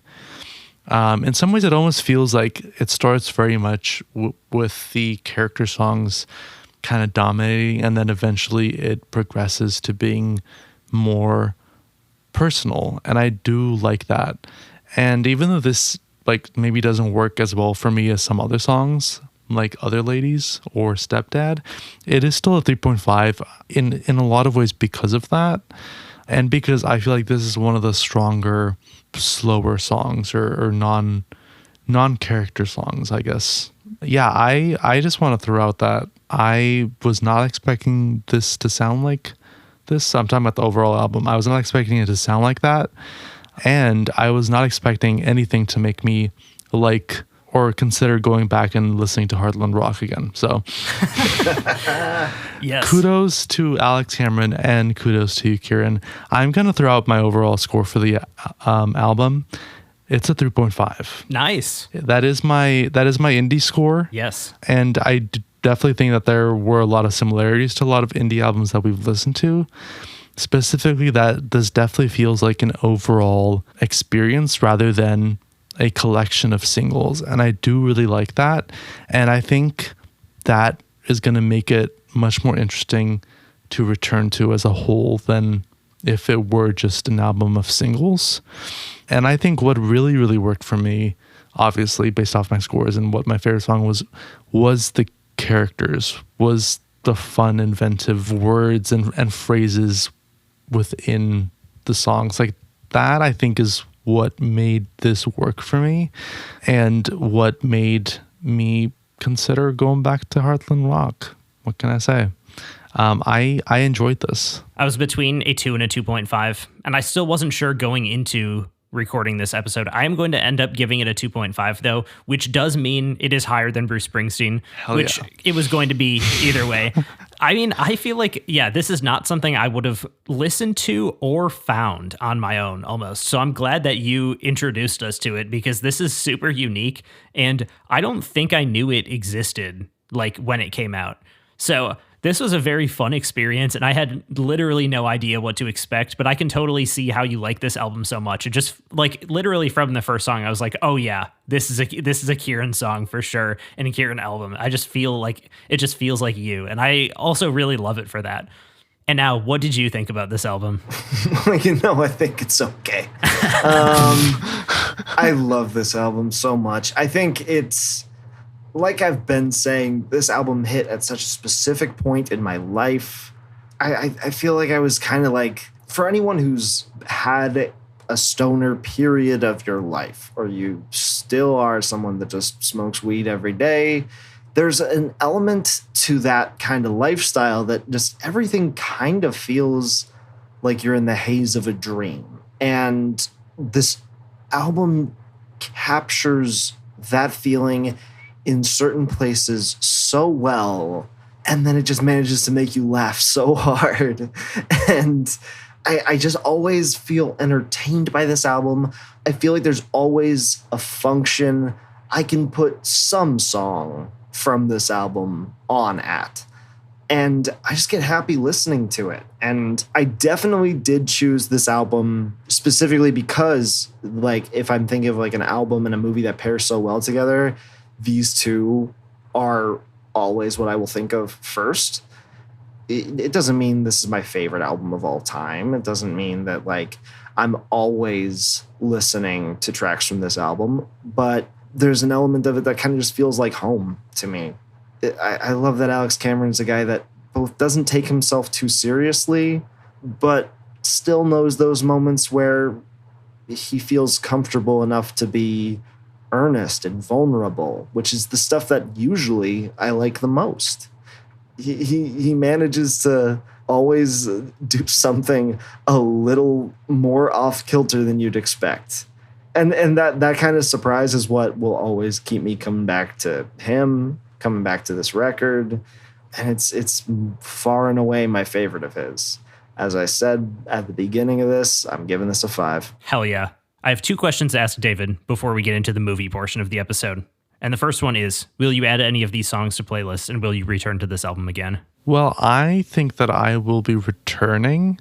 I don't know, I'm split on like adding anything to a playlist because I do feel like this is something that should be experienced like as a whole. So that's why I am more of the mind of literally just like coming back and listening to this. I want to throw that back to you actually. Will you be adding any of these songs to your playlists? I might add Far From Born Again to a playlist because I do think that one was very fun, and it's just like a lighthearted song that I feel like if you heard it at the function, it'd be like, oh, it's a normal song, and then you listen to it and it's like, oh, there's more here to it, which is, it's fun. I like that. It's a great party song about sex worker empowerment, and that is probably his most noble pursuit on this album. Hell yeah. And then, of course, my final question, David, do you consider yourself a fan of Alex Cameron now? I would say, yeah, I'm a casual fan, I would say. And with that, it's time for the movie. That's right. Because we're talking about the stoner comedy, The Beach Bum. And I wanted to first start by asking you, Kieran, when did you discover this film?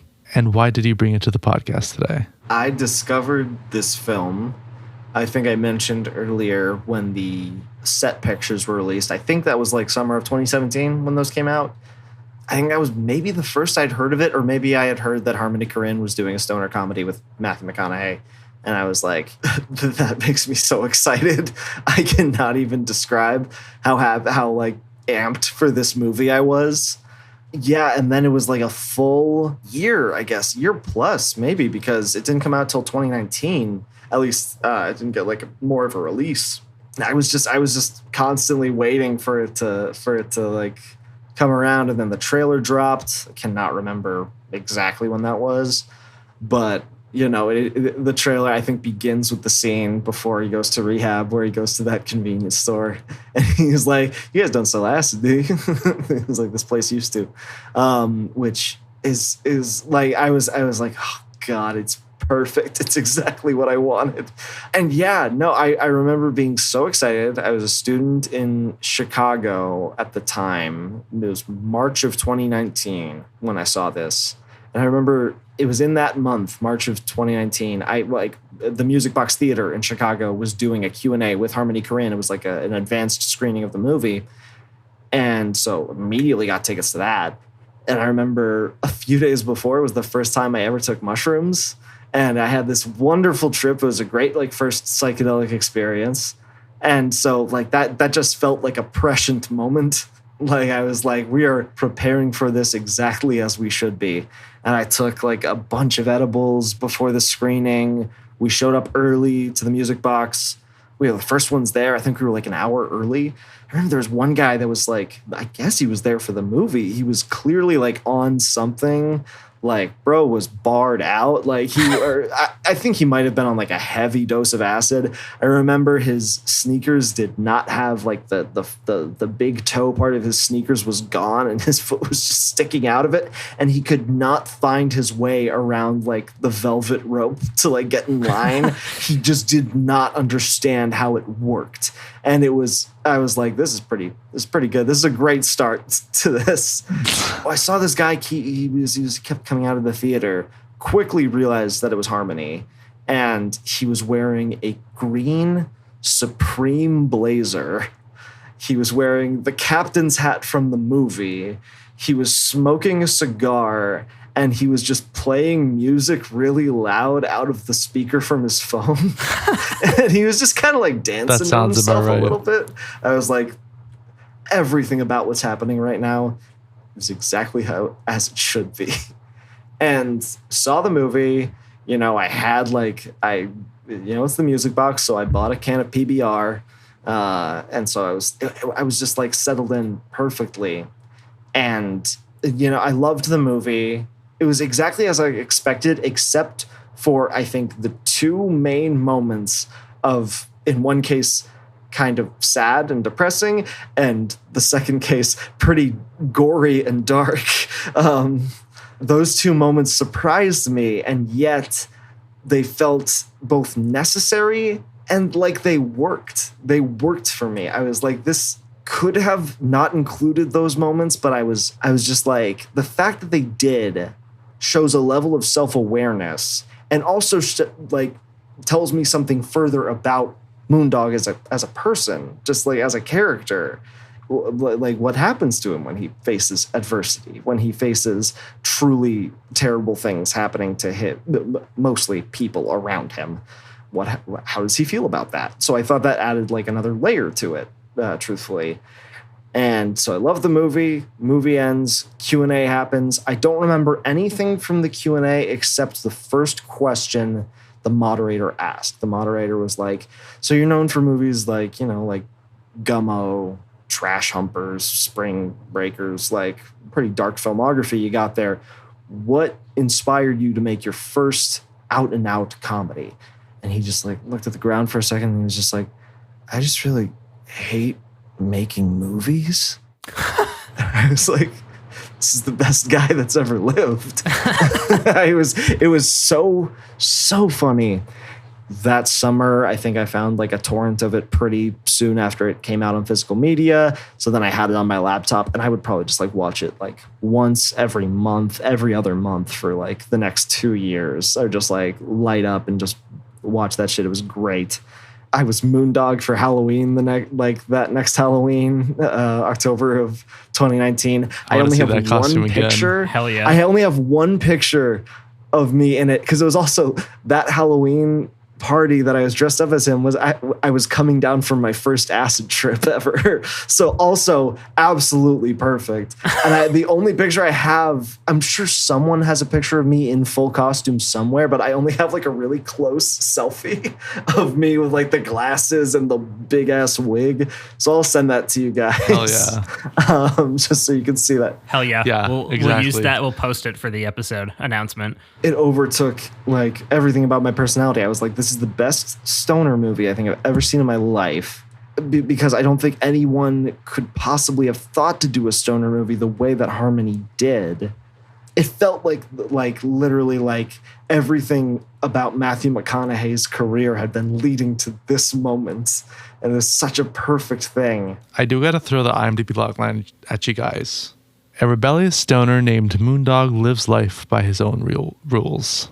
Oh, interesting. It's impossible to describe this movie. Yeah, it really is. I think like the log line on like Letterboxd is pretty much that, plus like the misadventures of Moondog and like the people he meets along the way and shit like that, which is, I think that's the best way you can describe it, is this is just like there is an overarching plot. Surprisingly, there actually is an objective that this character has starting at a certain point into the movie that like kind of carries him through to the end, which, you know, it really don't have to. I'm fine just watching this guy do whatever the fuck he wants.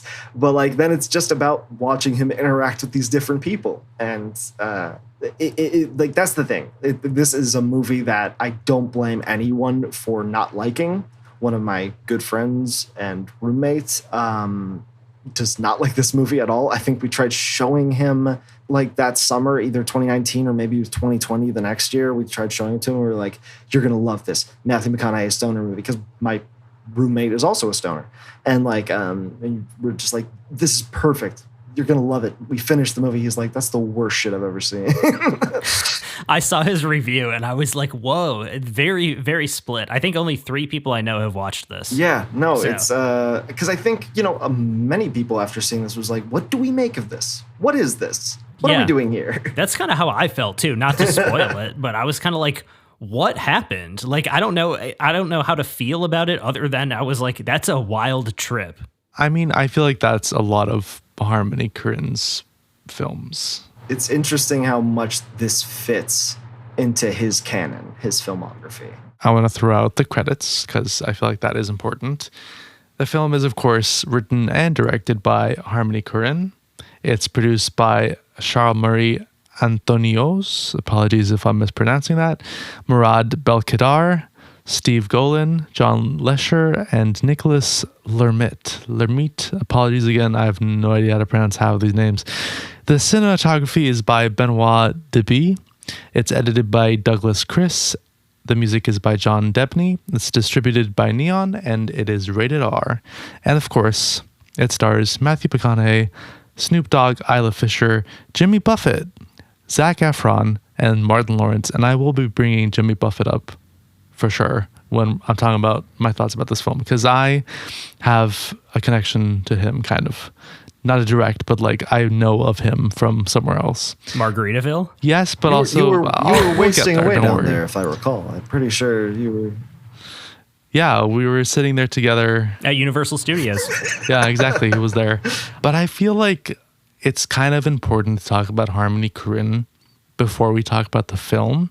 And I kind of wanted to throw this over to you, Kieran, and because I'm interested, what have you seen of his before you saw this or after? I'm not like a completionist with Harmony's work. There's a few things, like major works of his I have not seen. I've not seen Gummo, even though he wrote it. He only wrote it, but I have not seen Kids. And my first introduction to him was maybe the year after, maybe 2 years after Spring Breakers came out. Like, I watched that with my brother and a buddy of ours, and was not really smitten with it. I was kind of like, all right, kind of bored me, whatever. But I loved his personality. I loved his antics. I mean, a lot of people know about his appearance on David Letterman, in which he's kind of. I think this was when Kids was coming out, so he was like 19 or whatever the fuck, and he's kind of like shuffling around. A lot of people said he was on like coke or heroin when he was doing that. He either punched Meryl Streep or was looking through Meryl Streep's bag backstage at that Letterman appearance. I kind of was like, this little stinker, what a guy. he's crazy. That's the thing, is like, I wasn't super familiar with all of his work when this was coming out. I just knew about his personality. I knew his sort of style because, you know, that kind of permeates through a lot of his work, at least. His editing style and his way of shooting coverage for different scenes. And so like I was kind of like, okay, if he's doing this stoner comedy, I'm interested to see what sort of take he's doing. And then the trailer came out and I was like, oh my God, this is perfect. This is exactly what I wanted. Yeah, no, after that, I think I went back and I've seen Trash Humpers since then. His more recent endeavors. I've seen Aggro Drift. I have not seen Baby Invasion, although I have seen clips of Baby Invasion, and that's a wild thing to make. Aggro Drift itself, I think, is pretty solid. I think Trash Humpers is amazing. It's just so grimy, and that's sort of where I think he thrives. And it's weirdly why I think Moondog as a character is I mean, many people have said this, like Harmony's writing who he wants to be with Moondog. You know, that's maybe not how he sees himself, but it is definitely what he would. If he had his way, that is who he would be. So I'm just enamored with his weirdness. I don't think, you know, a lot of people love to be like, oh, this director's so weird. They do such weird stuff. And like, I don't think like those people know that much about weird unless you've watched a movie like Trash Humpers. He's just a guy that fascinates me. And I do think that of his movies, this is the best one I've seen for sure. If there's any director that is known as being very out there, it's Harmony Korine. He's also, of course, a director that a lot of people have trouble getting into for sure because of his very specific and idiosyncratic style, which kudos to him for sticking, like for doing things how he has always wanted. I would say probably best known for Gummo, with The Beach Bum and Trash Humpers probably coming second and what's most well known. I was going to say, I thought Spring Breakers, that was the one that I had heard of, but that I knew was his before anything else. I think it's just that was such like it was because it was when we were coming up. That was like when we were adolescents or like early teenagers. That's what we were like, oh, whoa. It's James Franco with cornrows. Yeah. No one's ever taken swings like this before. Holy shit. But I guess I'll take it back and say I think that's his second biggest film, probably Spring Breakers. But I do feel like Gummo is what he's most known for. And in a lot of ways, it's one of his more controversial films. In any case, if you want to find out more about Harmony Korine, he's probably in a sewer in Key West, I believe. That's where he lives. And I mean, to your point that he was writing who he wants to be, he literally based this off of his time in Florida. He not only directly decided to base it off the people that he was hanging out with in Florida, but he also decided to actually cast quite a few of them in the film. He kind of mixed established actors and literally just people from Florida that he was hanging out with. And he said about that, quote, "I like when they meet in the middle, when all the secondary characters and all the locations, all the color, the sky, everything, it affects the main roles in a way. It's almost like a chemical reaction," end quote. Which I think is also a reason why this feels honestly just very real. Like I watch this and I'm like, yep, that's just Florida.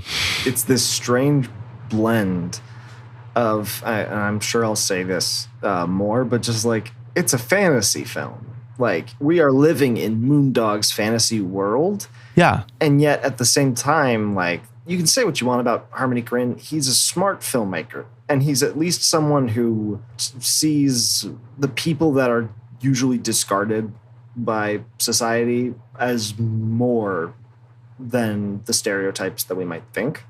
And that doesn't mean that he's not like immune from making judgments of his own with his camera, with the way that he chooses to shoot something. I think it just means that he wants the world to feel more full. He doesn't want this to feel, for a movie that honestly looks so immaculate. This movie is beautiful. Like it's so, and it's got this polished kind of feel to the color grading and the lighting and all this.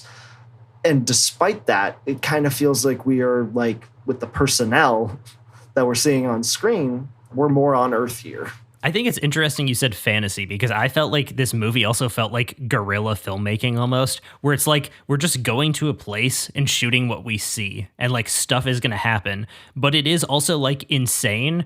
And it's such a weird like mix of those things together. And like I agree with you about the color grading and like the way it's shot. This film is like one of my favorites to look at that we've done on the podcast. Like it's beautiful, and it really captures the idea of like South Florida, I feel like. seeing South Florida through Moondog's eyes, I think, yes, as well. That's what I love about this Moondog guy. You know, he sees the beauty in like all of this shit. There's something like everything's an adventure. Everything is beautiful. I honestly feel like the discarded people of the world is a very common theme in a lot of his films. Like they're often about the people that have been left behind or forgotten. I feel like that's an idea that is very much at the center of his work. And I think it's really interesting how he uses that to make a comedy. Yeah, no, I think that's the strange thing about it, is that Harmony's not really doing anything that different. I mean, like he knows he's going for a comedy. Like he can't act all aloof and be like, I don't know what I did. Like you know what you did. Yeah. You set out to make a comedy. You set out to make a movie about a guy named Moondog. You are not trying to make a really grounded, serious film here. Come on, bro. But like I think it works so well. I think that's like he doesn't need to shift his style all that much. He kind of just trades in focusing on that dirt and grime, that stuff that is, you know, what usually, you know, I think a lot of people are attracted to his movies because, you know, they are quote unquote gross. They put people off. You know, this is something that people actively seek out in his movies. And he's working with some of the same types of people, and yet he's making it pretty. He's making it very nice to look at. And it's just this little perspective shift on his end, his like on his end of the camera. All he has to do is shift it that little bit, and we see it in a whole different way. I completely agree. And I think it's also effective because even in his, you know, darker, more serious films, there is still a lot of comedy within them. I feel like it's a style that translates both ways, kind of, which is really interesting. I think that's why like he can still include, you know, a moment like Minnie dying or Captain Whack getting his foot bitten off. Yeah. And yeah.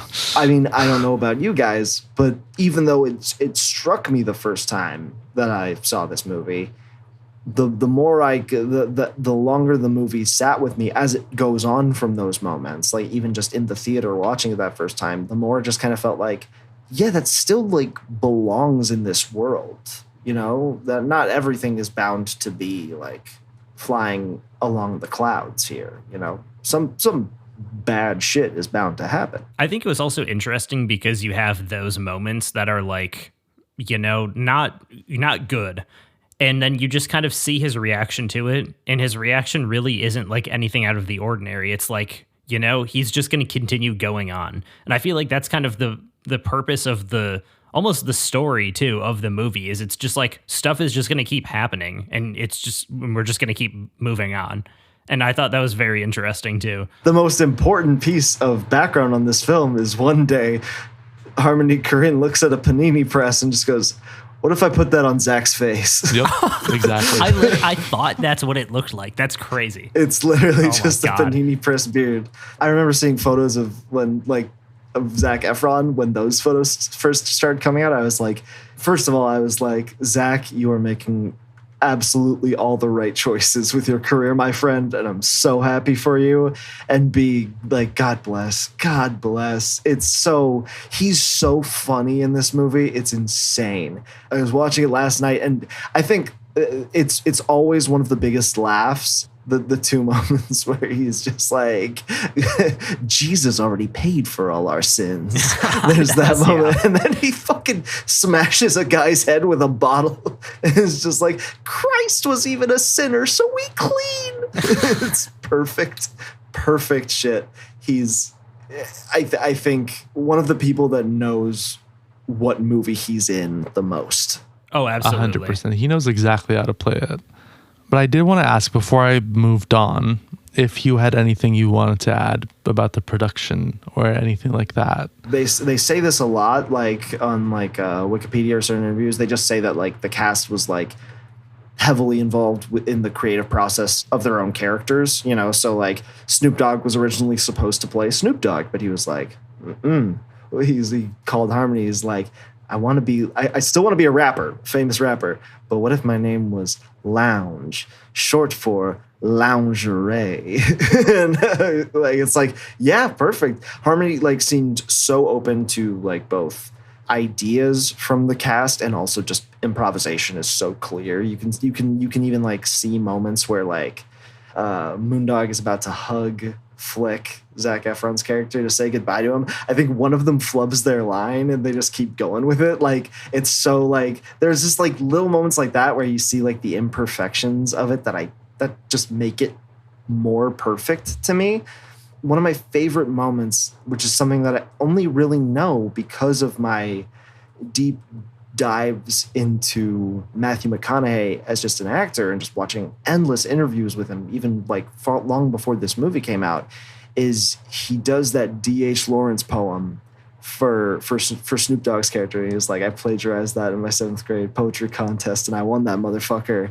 And I knew that way he said that because I was like, he actually did that. That's a true story from Matthew McConaughey. That's wild. I don't think it was a D.H. Lawrence poem or even specifically. It was definitely not that poem, but I know. But he literally with the same vocal inflection, because if you watch enough interviews with that guy, he's repeating stories all over the place, and which I love. I find like pretty entertaining because I'm like, I've heard this one before. Hell yeah. But so like little things like that where I was just like even more enamored with this because it seemed like it was such a fun time to shoot. And another fun instance of during production, this has been heavily documented, that it's the party scene after Heather's wedding. You know, it's where Snoop shows him the pink fluorescent weed.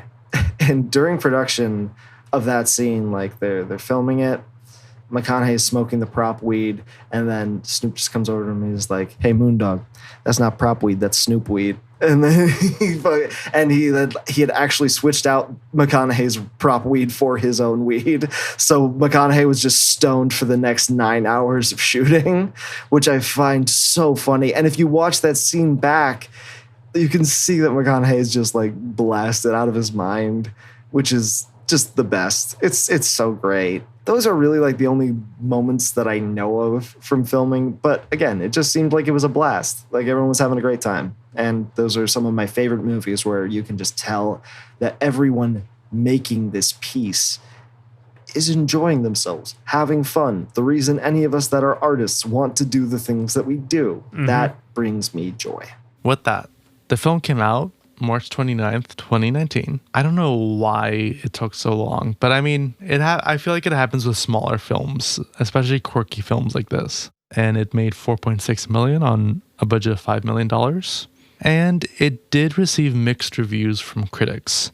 But in just 7 years, it has become a cult classic for a lot of people, particularly to fans of the stoner comedy.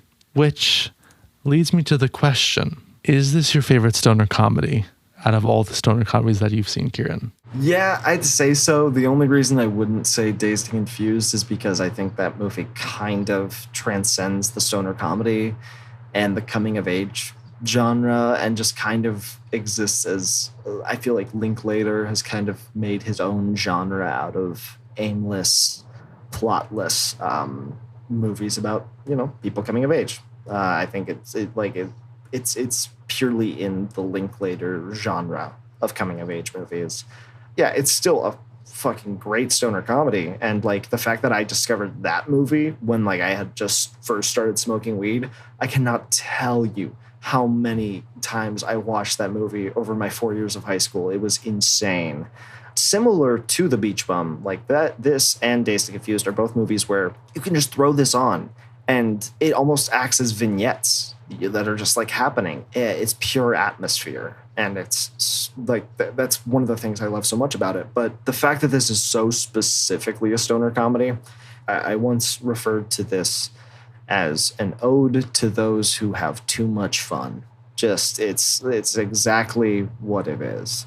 And if you're a stony baloney who loves taking acid, this is the movie for you. Yeah, so I did for sure favorite stoner comedy. Another thing that I did want to ask, A, do you want one of us to go first, or would you like to go first? And B, did you have any questions for us? I would definitely love you guys to go first, but I did just want to ask, and I don't even know if this is like more of just like a question specifically about the film or just about Moondog, because I like to ask this question because I've gotten many different answers from people over the years. At the core, it's just a yes or no question. Do you think that Moondog is a good poet? I don't know, honestly, because like you start out thinking probably not, but then the whole movie builds you up to think that he really is, and he kind of did figure life out, and he did figure out how to write things. And then you come back to the end and it's kind of like, well, I don't know. Maybe that's not like, it doesn't really say anything new at the end. So I don't really know how to feel. That was one of the things where I was like, I don't know, like, as far as character development goes, like, has he changed? Has he grown at all? I don't think so. I think he is kind of just the same person. He just had to, like, rediscover who he was, almost. So I have no idea, really, how to answer that. I'm going to go with I don't know. I do agree with that. I feel like in his prime, he was. I feel like, I don't know, I feel like it is more complicated. I kind of agree with Brandon, but I do think that, like, that clip that you see again and again of him, like, from a while before when the film is set, like the flashback, like, tape, I think there you can see that he is a good poet. That's my opinion. What do you think? I think yes. I think actually maybe, like, almost in contradiction to what you guys are saying, I don't think he's a good poet when he was younger. Oh. I think he was probably more popular when he was younger. Mm-hmm. I think, like, they say that. They're like, your words meant... I love Jonah Hill in this movie, too. Like, he's like, your words meant something to people. And like, then you watch the clip of it, and it's pretty funny. One of the lines from that poem he's reading where he's like, I was read to as a child, mostly books about fishing and contortion, like something like that. And it's like, sure. But I do think what I like, and this is, definitely a choice on Harmony's part, is the poem that he's writing, the beautiful poem, the one he does in the beginning and then he does at the end, is a real poem. It's a published poem that's like, quasi-famous, called The Beautiful Poem. It is exactly how he reads it at the end. That is exactly what it is. And I don't believe that that's Harmony trying to be like, yeah, he continues to plagiarize people's work. Within this world that we're watching, I believe that Moondog wrote that poem. And I think that watching him, how he is when he's just in Key West with his little kitty in his hands at the bar, and he's just doing it like in a very kind of crude way to that audience there, because he knows who he's doing it to. I think that's like something that's important, is that Moondog always knows his audience. And then when he sees it, when he does it at the end, he has these little kind of changes to it, these little kind of polishes that he's doing that are different from how he did it in the beginning. But, to your point, Brandon, like, it is, I think, what people don't like about this movie typically. I think they don't like that he doesn't have any character development. The most you can say for character development is that, in my opinion, he's become a better poet as he's gotten older. because, you know, experience is the only thing that really makes your life worth living. Without experience, you remain the same forever. And he knows who he is. I love Isla Fisher sets it up completely when Heather's after Heather's wedding, and she's just like, he's fucked up, Mom. And she's just, Isla's just like, you just kind of have to accept that he's from another dimension and you have to love him for it. And it's literally telling your audience right there. Yeah, if you're not vibing with this guy right now, probably not going to vibe with this movie. And if you love this guy right now, let me tell you something. You're going to love this movie.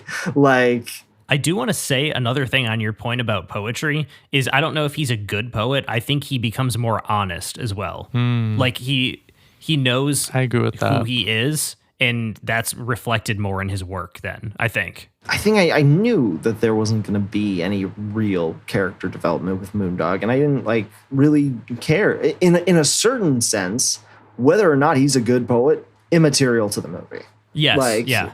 I just kind of, I mean, the final monologue that he gives when he's the reporter's talking to him, you know, I just had to like rewind it last night and listen to it again because I think it's so wonderful, because he has just such a lust for life and such a genuine desire to live, and nothing brings him down. His wife dies, and I do think like he is sad about it. I think he does mourn her in the way that Moondog can mourn. He knows, at least in his own way, that like she's always going to be with him, and that's all that like matters. Now it's brings back the same question. If you think that kind of makes him like heartless and like kind of a fucked up human being, then again, yeah, you're not going to like this movie. So, but it is the thing that I come back to all this time, that I'm just like, I think he is a good poet. I just think that like he understands love in a very real way. It's something that you kind of like, the more you watch this movie, you kind of just, you know, you kind of understand a little bit more about Moondog every time. And, you know, he has feelings. He's upset when he finds out that his wife is, you know, sleeping with his best friend and all that. But like at the same time, he's like, why would I ever let that get me down? Like, what does that do? Like, these are not actual like moments we see. These are like moments that are decided within a split second of like just him walking down like the sidewalk of a highway with a cigarette in his mouth. Like it's already done. He's gotten over it. It's the magic of Moondog. It's the magic of this movie, is that like the movie is asking something of you. It's asking you to just kind of use your suspension of disbelief. You have to buy into this, because if you're not willing to do that, then you will not like this movie. Brandon, do you want to go first? Sure. Yeah. I'm very intrigued to hear what you thought, because I know you've never seen any of Harmony Korine's Correct. films. Yes. So yes, I went into this movie having David tell me you're going to hate it, and having friend of the show Grace saying you're going to hate it. And you know what? They're both wrong. I'm going to give my score right away. I rated this a 2.5. This is not something that I like super enjoy. It's not like a style that I find to be like super, like it's not reflective of my taste in movies. But I had a great time throughout this whole thing. I don't really know how to quantify it, other than like when it was over, I was like, you know what? That was actually enjoyable. And I had a good time, even if there is kind of no plot at a lot of the times, even if it is just like a series of vignettes and like stuff just happens. It's still like they did such a great job creating a world that felt so real. And it also looks beautiful. And there's so many great needle drops in here too, that just like, it's crazy. It's like a fever dream. And the thing it reminded me of most, which I don't even really know how to like describe, is like mid to late 2010s sitcoms on FX. It's not like funny, but there's just like stuff just like happens, and it's like, how the hell is like, how are they in this situation? Like, it's just absurd in general. And like that's not like my style of humor all the time, but it still is like enjoyable to watch. And there was never like any time throughout the movie where I was like, well, I really wish I wasn't watching this, which cannot be said for a lot of the movies we've done on here. So I actually enjoyed my time with this in a way. It's not something that I think I'll ever return to, or like, and I obviously a 2.5 is not like the highest thing I can give it, but I was like, you know what? This is just like, it's just weird. And I like it for that. Like, it's so unique and it knows what it is. You know, Brandon, I was like, as soon as you said like 2.5, I was like, we're golden. We're good. We did it. I was honestly so ready. And I like, you know, I like completely understand also like Miami Memory, like not necessarily being your vibe. But like, I was fully ready. Like the last couple days, I was like, you know, I've been listening to the album a lot. I rewatched the movie and like I've been like thinking it over. And I was like, did I fuck myself? Did I just give myself? Am I gonna have to have my knives drawn, being like, this is great art? And no, I mean, like, I'm very grateful that you found some value in it, at least. Oh, for sure, yeah, yeah. And if you had a good time, like, that is truly like the only thing that like. At the end of the day, both of these things are two pieces of art that like both mean a lot to me, but at their core, they're just, I think, about their goal is to give their audience a fun time. Yeah. And I did have that with both, I will say. So I think mission accomplished. I want to start off by bringing up Jimmy Buffett. I did not expect to see him in this film. Yes. I know about him thanks to a podcast that I love. It's called Podcast The Ride. It's about theme parks, and the hosts all fucking love Podcast The Ride. Dude, I am so happy that you know what it even is. No one else I've talked to knows about it. Hell yeah. Okay, we're going to have to talk about this later for sure. But yeah, they're fans. So I kind of learned about who he was from them. And I learned about Margaritaville. I learned about the Margaritaville retirement community that's in Florida. That is a real thing. They did buy land there, I think. So I was not expecting to see him here. And then, of course, he came up when I was writing down who stars in the film. But I wanted to get that out of the way because honestly, I love the fact that he's in this film. Like, it's just so much fun just seeing him here doing what he does best, being Jimmy Buffett and singing about relaxing on the beach, drinking margaritas. Ironically, I have only seen one Harmony Korine film, and that was Gummo. I've seen parts of Kids, which he wrote. I have always had a very, like, not tempestuous, but a very, like, confusing relationship with Harmony Korine. I think he's a crazy, wild, like, fun person from what I've heard. Like, you know, it just seems like he just does whatever the hell he wants, and I respect him so much for that. I have always been interested in Kids as a film. I really want to watch it in full one day. I think that film, from the bits that I've seen, is honestly in a lot of ways a very important film that maybe shows like what a lot of like teenagers go through in a way, in a very realistic way. And I think that's a film that I've always been drawn to because of that. When it comes to Gummo, I've never fully known what to think about that film, aside from the fact that I never want to watch it again. You're just kind of like, fuck this, man. Well, that's the thing. Like, it's so well done, and it does exactly what it's trying to do, and that's what makes me not want to watch. Like, I think it's genuinely so well done. He shows you exactly what he needs to show you to like get the effect that he wants. Like, it's genuinely like so well done. I just like never want to see it again. It's probably why I've stayed away from Gummo for so long. Like, and I watch plenty of like fucked up shit. Salo is a movie I love. Like, there's plenty of gross shit, but like Gummo, I'm less like, it's fucked up in a totally different way, because it's not like fucked up in the sense of like, oh my god, like, oh, like there's blood or something like that. It's purely psychological almost. Like, it's impossible to explain. And honestly, I kind of want to watch it again to see what I would think of it now. I want to watch this now. I watched it when I was quite a bit younger. So I feel like my reaction was more visceral because of that, because I just hadn't seen as many films. I'm pretty much bringing this up to say that I've always had I know his films are not specifically for me, even as I see why he is the best at what he does. It's been a very weird relationship that I've had with his work.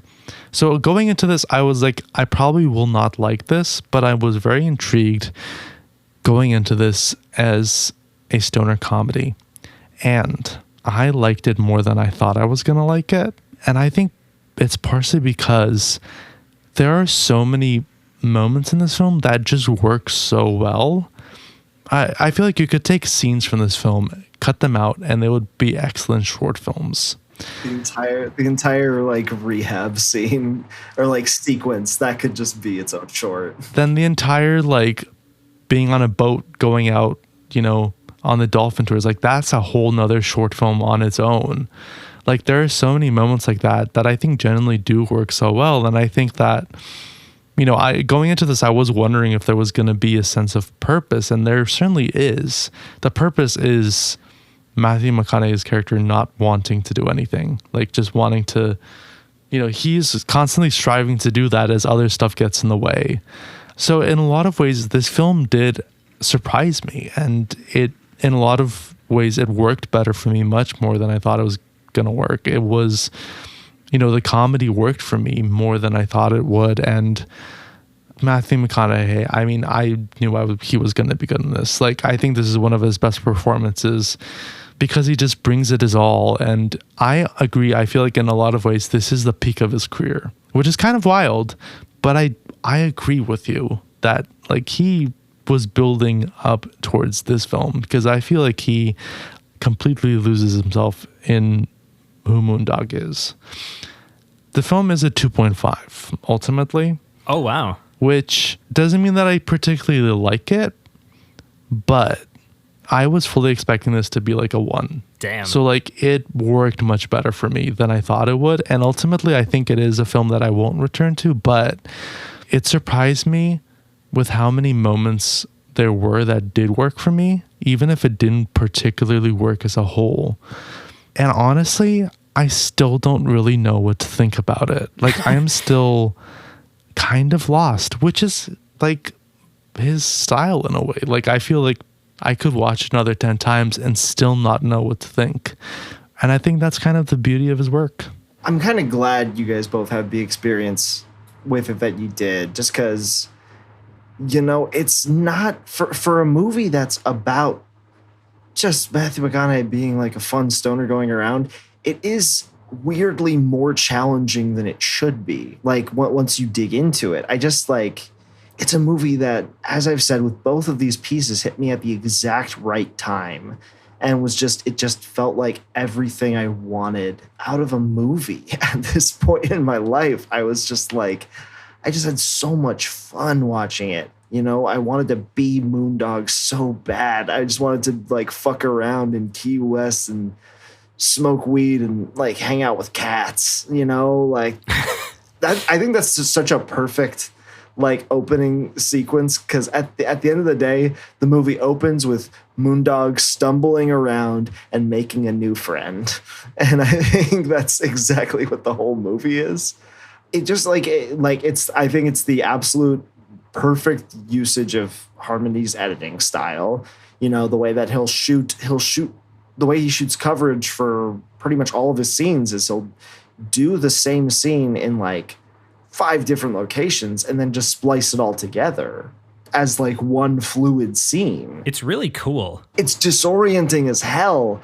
And that's like so fitting because honestly, yes, you're never bored with just staying in one location, because between 2 different pieces of dialogue in the same scene, you're in a different location. Like it just keeps going back. And I mean, similar to you, David, like I'd seen a little bit of Harmony Korine, but like I was not uber familiar with his work. I have not seen Gummo, just because like I was like, every time I look at the picture on Letterboxd, I just see the kid eating spaghetti in the bathtub, and I'm like, I don't need this right now. Don't remind me. Come on, man. For reference, bathroom. For reference, Brandon, it's a kid eating spaghetti in like a bath that he's in, but the water is fully like brown. Oh, And like as he's eating, some of the water gets on the pasta and he continues to eat it. Jesus Christ. That's the scene. Yeah, it like you said, David, it's not like fucked up. It's just like, it's kind of just showing you the side of parts of our civilization that we don't want to look at, you know? Whether or not it is like a fully honest or accurate picture, Right. we're gonna put that aside for another day. I mean, obviously, like this is Martin Lawrence's first film, like feature film, in 8 years since like the last Big Mama movie that he did in 2011. Zac Efron's just so electric. He's just like, I love lighting shit on fire. I'm a tiger, bro. Like, it's something so funny about him. Like, Snoop Dogg, what can you say? Like, that's the thing. Snoop Dogg, you're not hiring this guy for his acting expertise. You're hiring because it's fucking Snoop Dogg, and he does exactly what he's here for. Like, God bless. I did want to ask you. I already know the answer to this, but I want you to clarify. Is this 5 stars? This is 5 stars. Holy shit. Let me put it in perspective for you. 2019 is a stacked year for music. 2019 is also a very stacked year for movies. You got The Irishman. You got Parasite. This movie is at number 1 on my 2019 list. Wow. This movie means so much to me.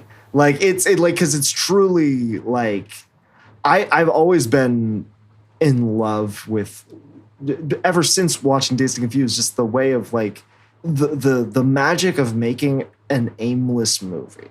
Like, but one that is still fun and interesting to watch. That's a magic trick to me.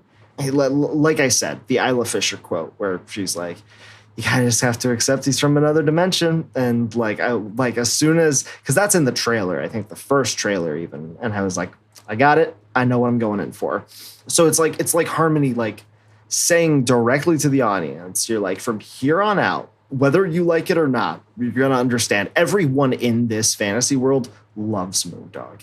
It doesn't matter what any of us in the real world think about Moondog, like in the audience, because in this world, no one can help but love this man. They are just like enamored with him the moment they meet him. And I think that that's just like, yeah, why not just, it's not like you're telling your audience how to think, but you are telling your audience what the world of this film thinks of this guy. So, you know, get on board.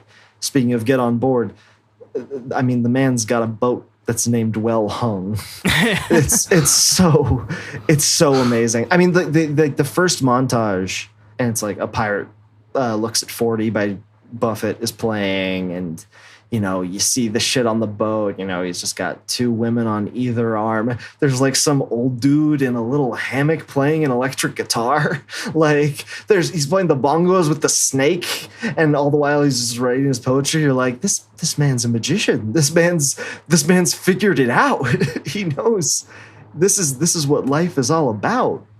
The only scene in this movie that I don't like watching is when he sucks Isla Fisher's toes. Yeah. When that happens, I was like, fuck you, get this out of here. I think everyone at the music box, when that happened, audibly went ew. Yeah. That was, which is, again, hard to watch. Whatever, man. You know, what's it with directors and this whole thing? I don't fucking know. I never understood it. I don't want to like just cover like every scene to scene in the movie, but I do love just like there's so much in every moment. I love the wedding. I love Snoop Dogg doing his little like practicing his ordained minister speech. I think is so funny. Those 2 main moments of like real conflict, the Minnie dying, which I think is so beautifully smushed within her and Moondog singing like is that all there is? Like, I think it's actually a very emotionally effective scene. There's that. And then the whole thing with like Captain Whack getting his foot bitten off, which is like fucked up, and like you're like, holy shit, that's a lot of blood I was not expecting to see in this movie. Even despite that, you're kind of like, holy shit, that's hilarious. Like, at least I am whenever I watch that movie. I mean, Martin Lawrence is so fucking funny. This movie is so maximalist also. Like, just the fact that we're just smushing in every bizarre thing that would fit into this world. It's like no ideas are bad ideas, you know? Does Captain Whack have a coke-addicted parrot? Yes, he does. Like, oh my God. Is Zac Efron and Moondog gonna steal a boat from a wedding after pushing the groom into the fucking water? Yes, great. And is Moondog going to set fire to a boat with $46 million on it? Yes, he is. Why not? Holy shit. Tracks. Oh my God. And I mean, you touched on it earlier, Brandon, but the soundtrack in this movie fucking slaps. Yeah. The few like Jimmy Buffett needle drops, the 2 Cure needle drops, that was also like a moment where I was like in the theater. It's like I'm pumping my fist at every moment watching this movie, but also I couldn't because I was so goddamn stoned. I think it's really fun. I mean, like not fun, but like fun for me as an audience member. The fact that Harmony, all the songs that he puts in this movie are kind of sad songs. Yes. You know, Yeah. like a lot of the Buffett songs. There's a song called On and On by Stephen Bishop that I put on my playlist immediately after seeing this movie. In Between Days, the Cure song. I think there's something so interesting because I have to imagine, like, I mean, the way I see it is just like when I'm watching this movie, I'm like, this is the music that's playing in Moondog's head. This is the stuff that Moondog likes to listen to. And like, it's funny that he would listen to songs that are like a little more, you know, sad, you know? It deepens that character to me in a way, like just a small way, but still, like I truly just get so excited when I watch this movie, especially watching it with new people. I watched it with my wife and also someone who is oft mentioned by guests on the podcast, Mo Poliak. Hell yeah. Future guest. Who, I mean, this is the thing. We're hyping her up so much. She's already in the lore of uncultured pop culture, so it's just perfect. But like, yeah, I was showing because neither of them had seen it before. I don't think they loved the movie, but I do just love watching it with new people and kind of seeing how they feel about it. Usually it's always like the moments that are like real jokes or like the actual moments of true comedy that are what keep people in. And then it's the kind of meandering, you know, Moondog riding a skateboard and then smoking a cigar on the ground that kind of lose people. That's the stuff I'm here for. That's literally just those, like, Harmony is using montage filmmaking better than anyone else. I agree. Fuck Eisenstein. fuck the Russians. No one's got it better than Korine. It just keeps it so dynamic for me. That's the word I was looking for. The same way that his style of shooting coverage, like, keeps it like dynamic. I will keep finding things. I mean, I was just thinking about Jonah Hill as well. Oh, yes. Just an all-time Jonah Hill character performance. I had no idea what that energy was. It was insane the entire time. The accent is crazy. What is it? He puts the golf club up to his head. He's like, you think I want to put a motherfucking shotgun in your head and blow your brains out? You think I want to do that? I imagine him existing in Florida, though. Like, it's perfect. I mean, I also just imagine Jonah Hill existing like that in his actual life. Like, that's just how I imagine him now. I think honestly. he probably, the line at the end, where he's, I think it's just an incredible line. The best part about being rich is you can just be horrible to people and they just have to take it. Yeah. Oh, first of all, a wild line to put in a movie, and I'm just like, no one's got the balls to say dumb shit like that, like Harmony Korine does. It's so ridiculous. Yeah, Jimmy Buffett's just there. I love there's the one scene where they're like hatching the plan to get Moondog to Key West, and all three of them are just sitting in that hot tub with massive joints. I love it. There's one piece I was just thinking about last night, like that I forgot about because, you know, I guess I just don't like thinking about it, is like there's the bit of like transphobia in the movie, like with like they're hatching the plan to get him back to Key West and they're just like, you know, we'll dress you up as a woman and like no one will even know. And they like say it's like freaky or whatever, when really he's just wearing like a slightly longer piece of garb. Like it's not even that different. And I was like, oh yeah, I forgot that this is in the movie. And then I remembered why. It's because after that scene, then he just starts wearing women's clothes. So clearly Moondog was just like, wait, this is just kind of nice. I just kind of like these clothes. This is great. And I'm like, these are the like, if there's any character development at all, these are like the small inklings of it, is that this guy, he's constantly like just kind of absorbing things from the world around him, little pieces at a time. There's never going to be any big enlightenment that comes to Moondog because he's already enlightened. He's Moondog. He wrote a book called Key Zest. You spot that? His book, I did. His That book was of crazy. poetry, Key Zest. I just love how every time he's like reading his own work or watching himself, he's like, damn, I'm good. I'm Yes. like, yeah, we should all aspire to be a little more appreciative of ourselves at moments. It's a movie that I keep finding things I love about it. I'm always just so happy to be there seated. And even though, kind of like getting back to like at the beginning when I was just like being sober now, there was a long time where I felt like I was like, can I even watch The Beach Bum again and have the same amount of fun with it? And a few years ago, I put it back on, and it was just kind of this thing where it's just like, the movie, even though it's a stoner comedy, to me is about more than weed, because it's just like he says to that reporter at the end, he's just like, I just like to have fun. I just like to live life doing the things I love and meeting new people and letting the sun shine in. These are the things that make Moondog the most important. Yeah, he loves to do drugs. He loves to fucking get fucked up. He loves his little goodies, as he calls them. But, at the end of the day, I think it's more of, if it's trying to impart anything on the audiences, don't take yourself too seriously. Have fun. Go to the beach. I feel like that is exactly what makes the film work. And I think that is exactly what takes us to the end of this episode. And we have to ask, well, first of all, thank you, Kieran, so much for coming on the show and sharing these two pieces of media with us, because I had a lot of fun with them.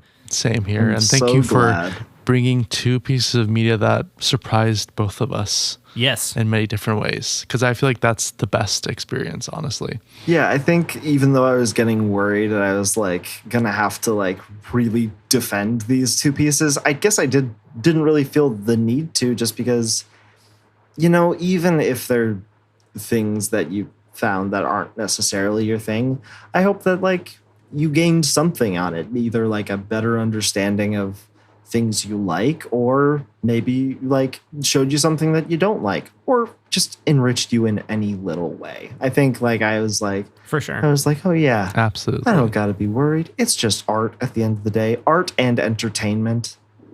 We're just here to have fun. And as we have always talked about, the best thing about art is that everyone can have a different opinion and still be right. Yes. I think that's the beauty of it all. Well said, David. Hell yeah. Well said. And we have to ask you, Kieran, is there anything you would like to plug before we say goodbye this episode?